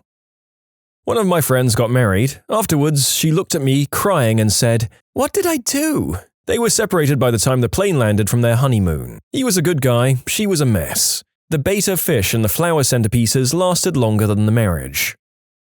When they got married illegally in high school, 2 16-year-olds from different states who had to lie on their certificate to get approved by the state. It was annulled when the father of the groom found out. I actually know a happy version of this. My high school English teacher's friend and her boyfriend took a bus to the next state over where you could get married at age 16, and so they eloped in secret and came out about it after they graduated, and have been married for over 40 years and counting. My grandmother got married at 16 to my grandfather, who was 19. World War II hit and he was leaving to fight. In her own words, "I wanted to be his wife, even just for a little, and he didn't want to die before we were a family." He survived, came home, and they were happily married until death did them part.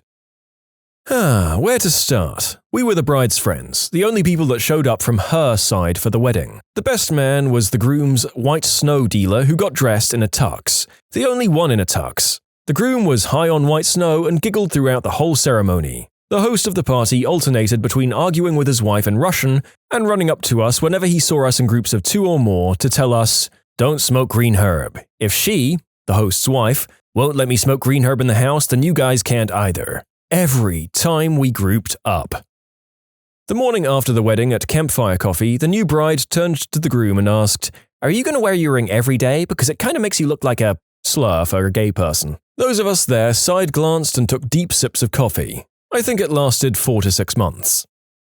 My brother's ex-wife. Throughout the exchange of vows, she was looking at everyone but my brother, making sure all eyes were on her. Later, she instructed the photographer, a family friend who was cheap, to mingle and get shots of people being happy. Within 10 minutes, she had summoned the photographer back, shouting, "Whose wedding is this? I meant get shots of people being happy for me."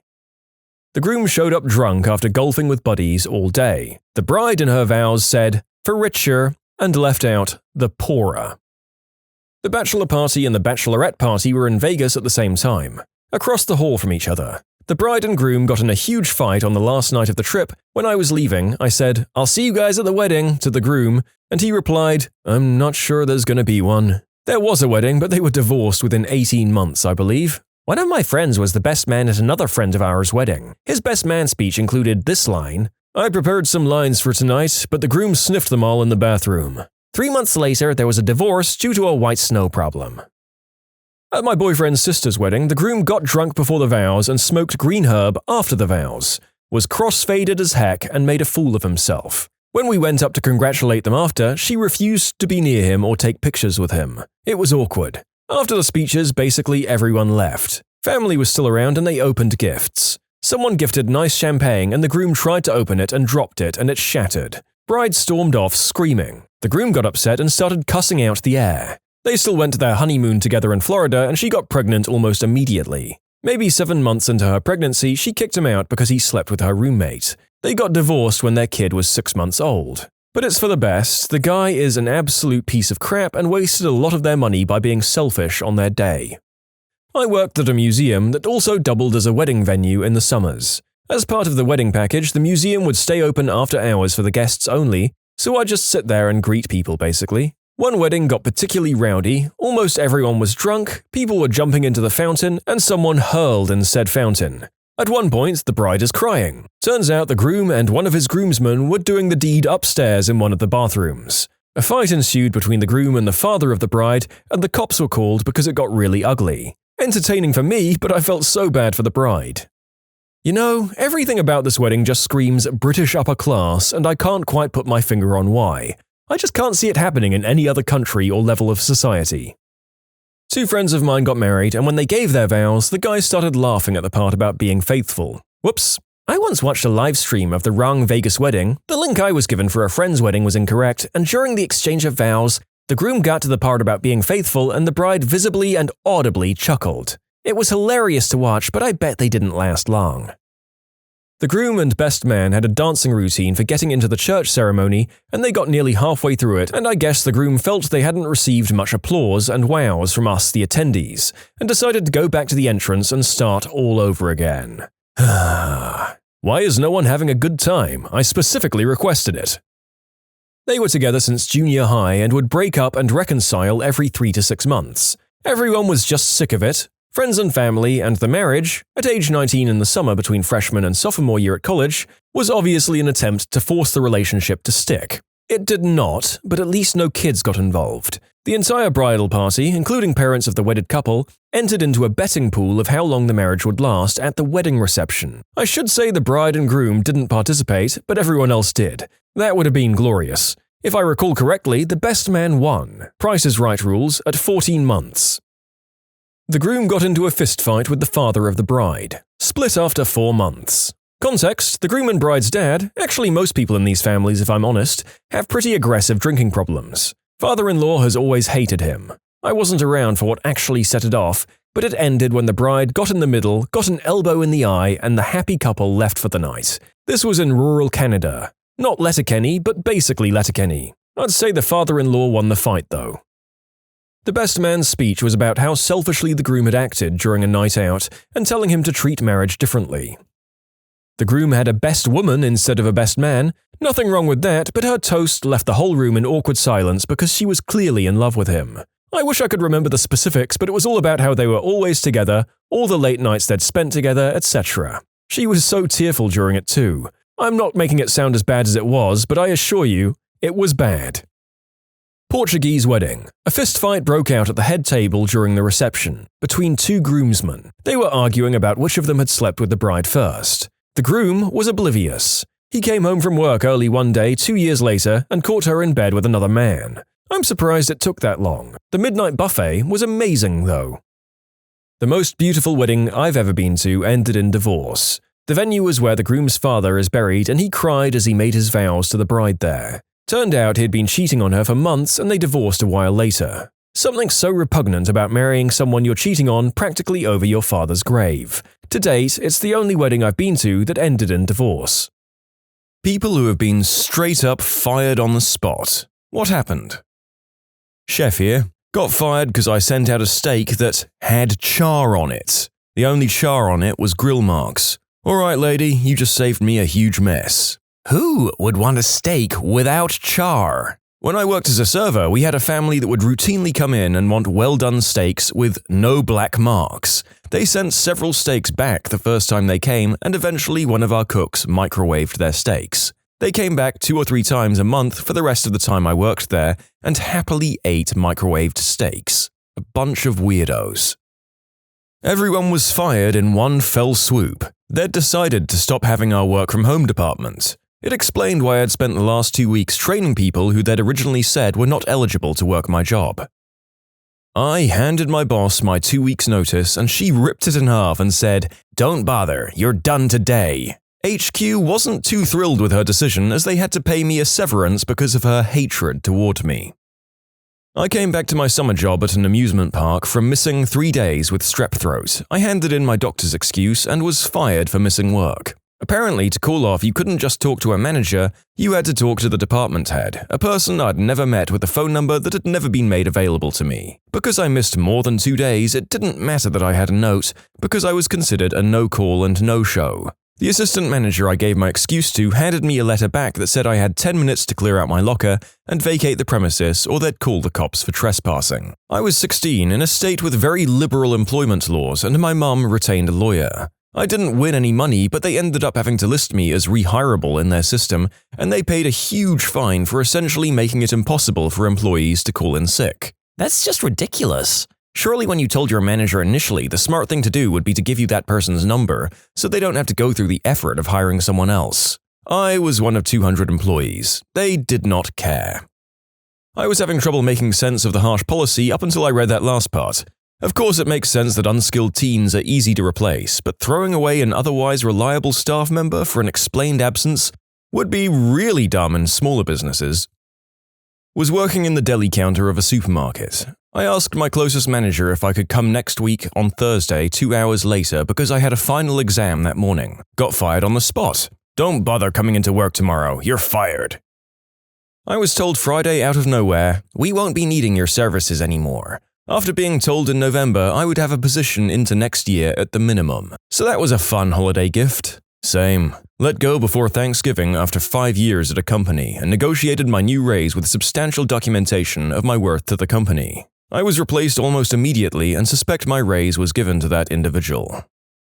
I witnessed the following. I worked at a camera store many years ago and we received a life-size cutout of Andre Agassi, the tennis player, who was promoting Canon cameras. We set up the cutout in the store, but our crotchety owner came in, didn't like it, and told us to throw it out. So we put it away, but when the owner went out for lunch, we took it back out and proceeded to take a few goofy pictures in front of it. Then we put it back away. When the owner came back from lunch, he returned to his office and then 5 minutes later came rushing down the stairs, red-faced and screaming. We'd forgotten about the security camera and his secretary had snitched on us. "I told you to throw that thing out," he screamed. He then went into the back room, dragged Andre out, and started trying to tear the thing apart, bending the head back and forth. That cardboard is pretty tough though, and he was not a strong guy, so he just stood there for 30 seconds, furiously struggling with it. We were all trying to hold it in, but one of my coworkers couldn't help it and started laughing at the absurdity. Our owner heard it, whipped around and screamed, "You're fired! Get out of my store immediately!" We were all shocked, but the guy picked up his jacket, walked out, never to be seen again. I was fresh out of college at an IT contract-to-hire job. I came in on a Tuesday, sat down at my desk, and the boss came up behind me and told me I was fired. I sat there open-mouthed and then asked, "Why?" He said that I was not a good fit for the company and that I had to leave. So I gathered my things and he stood there watching me, probably making sure I didn't steal anything, and escorted me out of the office. I found out later that because of the size of the company at the time, they were looking for a Tier 3 worker, but I was Tier 1. I told them this in the interview, but apparently they did not have the resources to train me. Well, joke's on them, I went through a month of unemployment and found an even better IT job, where I make a lot of money and work only half as hard as on that job. Well, that worked out well. Yes, in the end it did, but it was a whole month of not having a job. I applied to 5 jobs a day. I didn't have any interviews throughout the whole month of applying for jobs. I got called by a headhunter company that told me I could interview for the position I have now between Christmas and New Year's. I got the job and eventually got full employment, and my wife and I just had a baby when I got fired at the time. I told my manager at a fast food place that I was going to be looking for a new job and to not schedule me after this pay period. The next week I see my name on the schedule and ask her what the deal is. I told you I was going to get a new job and to not schedule me. Well, did you get a new job yet? No, but I'm still not sticking around for this one. Well, you know what, you can just not come back here now with that attitude. She sure showed me. It's the best thing in the world when idiots fire you when you're trying to quit. Cool, thanks for the unemployment checks. I was working for a small, family-owned restaurant. All the waitstaff and most of the kitchen staff were family or friends with the owner. I was hired as a waitress and I did okay, not great, not terrible. It was my first time being a waitress. One day, one of their regular customers came in who's a bit of a local celebrity. He apparently came in once or twice a week and tipped very well. Normally, the owner's daughter would take the table, but she was out sick, so I took them. I got an amazing tip from him, and he told the owner that he would like me to wait on them if I'm available in the future. The second he left, I was fired. What? For what reason, and what would they tell Mr. Fancy Pants when he came in again? I was told that they couldn't afford to keep me on as a waitress, basically. It was so many years ago that I can't remember the exact excuse she gave me. But her reaction when Mr. Fancy Pants requested me was more than enough context I needed. I never went back to the restaurant after that, but I learned it shut down a year or two later. I fired a person for disappearing on their first day of work after a couple of hours. We worked in the manufacturing plant and he took off to try and find some cute girl he knew that worked there. The guy was married and he asked, "What am I supposed to tell my wife?" I said, "Probably not the truth." Me and my friend were 2 young Irish lads working on rebuilding the Canary Wharf Tower in London, which had been blown up by some other Irish lads a year earlier, but that's another story. It was like Nakatomi Plaza. There were so many floors, if you didn't feel like working, you could just go to some random floor and hide out for a while. So me and my friend, both 18 years old, were hungover one morning. We went to the 23rd floor, where there was a comfortable couch and we lay there smoking green herb. Suddenly, the English foreman appears and fires us on the spot.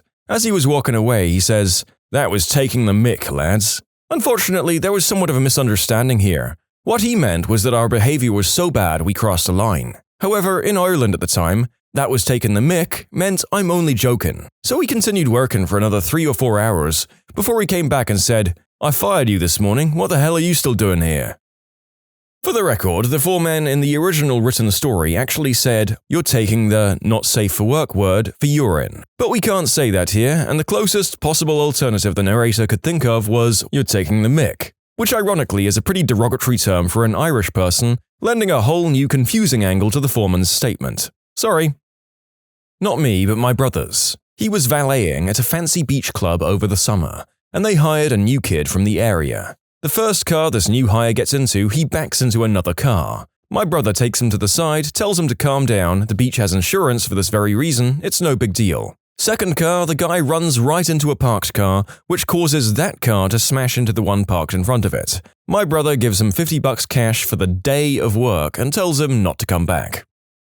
The summer between undergrad and graduate school, I was working in the customer service department of a Canadian department store. I got minimum wage plus $1 extra an hour because I was the only person capable of answering the phones in English and French. I asked for a Saturday off to attend my sister's high school graduation. They said, "What's more important to you, this job or the graduation?" I said, well, the graduation actually, particularly in the light of the fact that I was starting my second degree in another city about 10 weeks later. I got axed immediately. Well, good luck finding a bilingual Albertan willing to work for minimum wage +1, you stupid eggplant suckers.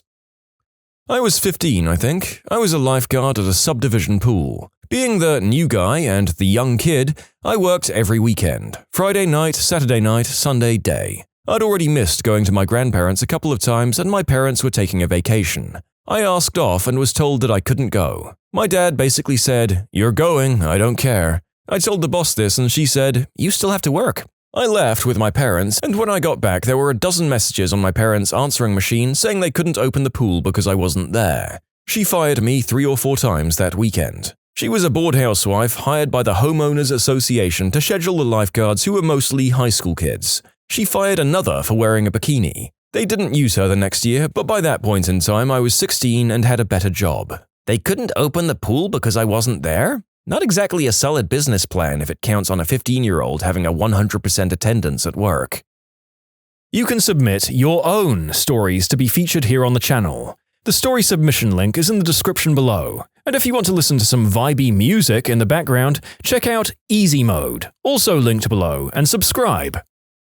I was told that my position was being terminated, not just at our branch but company-wide, and was escorted back to my office to pack up my stuff. It wasn't dramatic or anything, but it was a shock. I didn't get to say goodbye to anybody. Just 2 days prior, I'd had my performance review and received glowing praise, while the entire time they knew they'd be letting me go in a couple of days. That's what bothered me the most.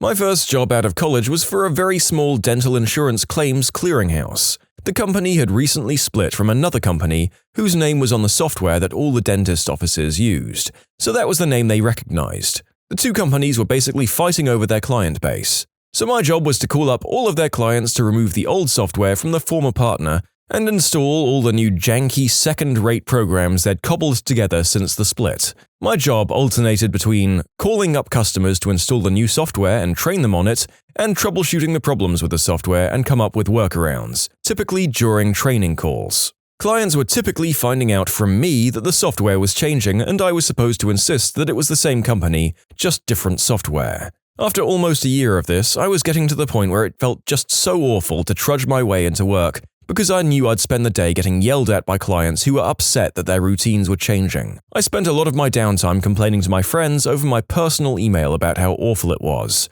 Probably not the best thing to do, but I was young. Well, one day I came back from lunch and found the door to my office closed and my boss standing there waiting for me. He showed me the emails he'd printed out from my personal email account with portions of conversations highlighted that he didn't like. I never used any names or revealed any company information, just my emotions while working there. He shoved the papers in my hands and said, "Explain this to me." I basically said I was having trouble with day-to-day grind, but he responded with, "I think it's time for you to find something else. Get out of here." Fine by me, I probably should have left before it got to that point, but hindsight is 20/20 and all that.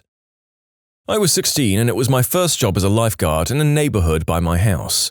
It was a very relaxed pool and we were never completely packed, and the kids that did frequent the pool seemed like me. As a lifeguard, I was often audited. The pool company owner's son would come around and test our lifeguard skills, and I passed twice that summer. Towards the beginning of August, he came around while our pool was shut down because of thunder and rain, and I kid you not, they audited me while it was storming. Me, young and stupid, not wanting to lose my job, said, "Okay," and in comes the owner's son's friend who probably weighed over 300 pounds. I'm 115. He jumped into the deep end and sank to the bottom, and I was supposed to save him. I tried and couldn't do it. He was dead weighting me, and I'm pretty sure he was pushing himself to the bottom, and rain was getting in my eyes and I was panicking because lightning. I came back up and I was fired on the spot. I got a call back later saying we'd love to have you if you took the training class again. The class was 10 hours Friday through Sunday, 30 hours. I said no and hung up. Earlier this year, I was working in a chicken processing plant in the freezer section. We rotated through 4 tasks in this area: making boxes, packing boxes, labeling boxes, and stacking boxes. Now, I had no problem with this. It was easy, if boring work. What I did have a problem with was labeling the boxes. We had to stand in such a way that I was slightly bent at the waist the entire time, and for some reason this was causing a nerve to get pinched in my back. Tons of pain. I toughed it out for 2 weeks. After that, I couldn't take it anymore. I explained this to my boss. Told her that I'd gladly do a double on packing the chicken, everyone hated that part, if I could just not label the boxes anymore. Or I'd take a double making boxes or stacking boxes, didn't matter to me. Nope, instead I was fired and told to vacate the property. They wouldn't even let me sit in the visitor area until my ride arrived. Ended up spending 30 minutes standing in 27 degrees Fahrenheit weather on the side of the road waiting on my ride. Yes, I'm aware of the fact that firing me in such a way was illegal, and no, I couldn't draw unemployment. I'd only worked there for 2 weeks. Officially, I was fired for refusing to perform assigned duties. As for the company in question, Wayne Farms in Georgia. I won't give any more information than that, but if you live in Georgia, there's a good chance any chicken you've eaten from Zaxby's, Burger King, Bojangles, Popeyes, or Chick-fil-A has passed through one of their plants. I'm a security guard now. Pay isn't as good, but it's a lot less stressful. Plus, I no longer eat chicken, especially not fast food chicken, Not after what I saw in that place. If you're in the southern states, do not eat fast food chicken. You know, I'm not sure I've read a single account from the people who work at these meat plants who say that they didn't end up not eating that food or becoming vegan afterwards. That should probably be a warning for the rest of us.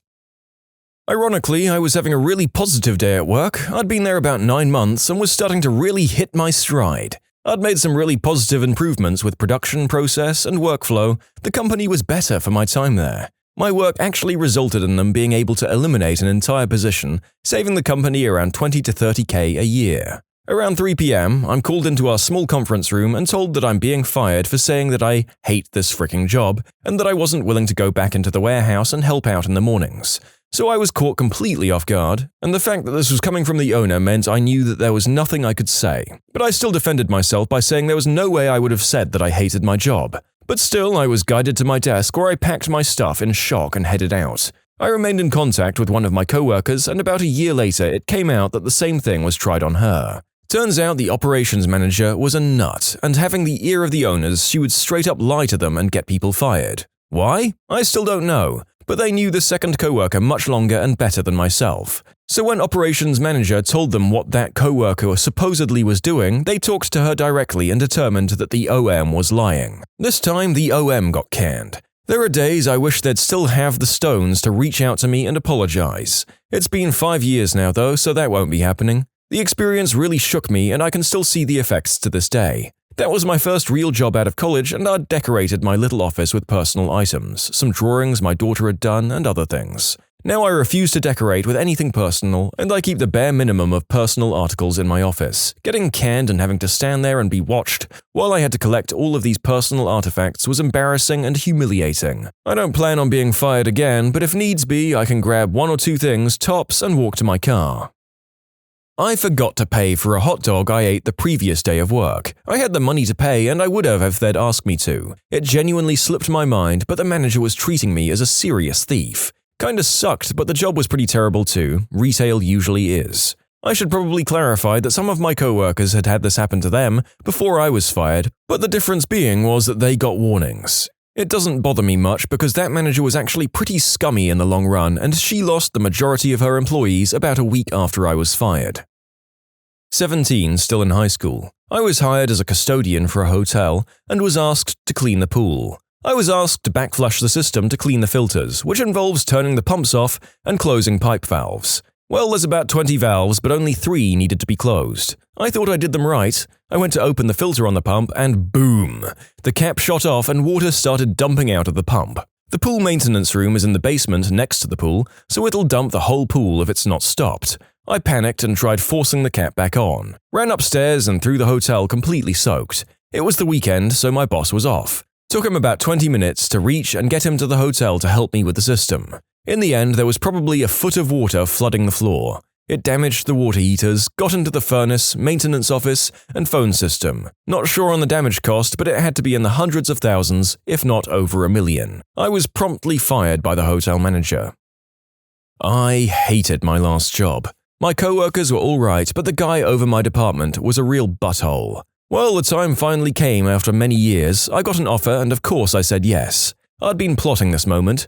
From my backpack, I pull a sympathy card that I'd been holding onto for a while. On the front, "In memories we find comfort, in time we find peace." On the inside, "So sorry for your loss." I sign my name, add a date for now plus 14 days. Hand it to the boss man. Now, I know for a fact that boss man would find it hilarious if this had happened to literally any other boss person in the company. But he had several sticks up his butt, so he fired me, told me, "Hands off the computer," yelled for a bit, insulted me several times, then walked me out the door. The company lawyer called in short order, "We've accepted your 2 weeks' notice. We don't require you to serve those 2 weeks, but you'll get paid for it." I guess the whole "you need to learn about your actions have consequences" bullcrap that the bossman tried to pull when I submitted my notice kind of backfired on him. The bossman in question had a habit of yelling at people in exit interviews.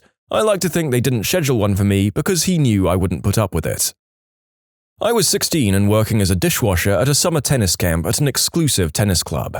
The owner of the club was upset that I hadn't taken all the trash out. I explained to him that the dumpster was full and overflowing. He told me that I needed to climb into the dumpster and jump up and down on the trash to create more room for it. I said that I wouldn't do it. He told me that he wouldn't ask me to do anything that he wouldn't do himself, so I said, "Fine, I want to see you climb into the dumpster and start jumping up and down." He fired me on the spot. For those of you that agree with the owner, you should really check up on how OSHA and the health department would feel about this. When you subscribe, make sure to hit the bell to turn on notifications. Put the playlist on in the background to finish listening to all the stories, or if you want some vibey music to put on in the background, check out easymode. If you like Am I the Genius, give Am I the Jerk a shot. Everything linked in the description.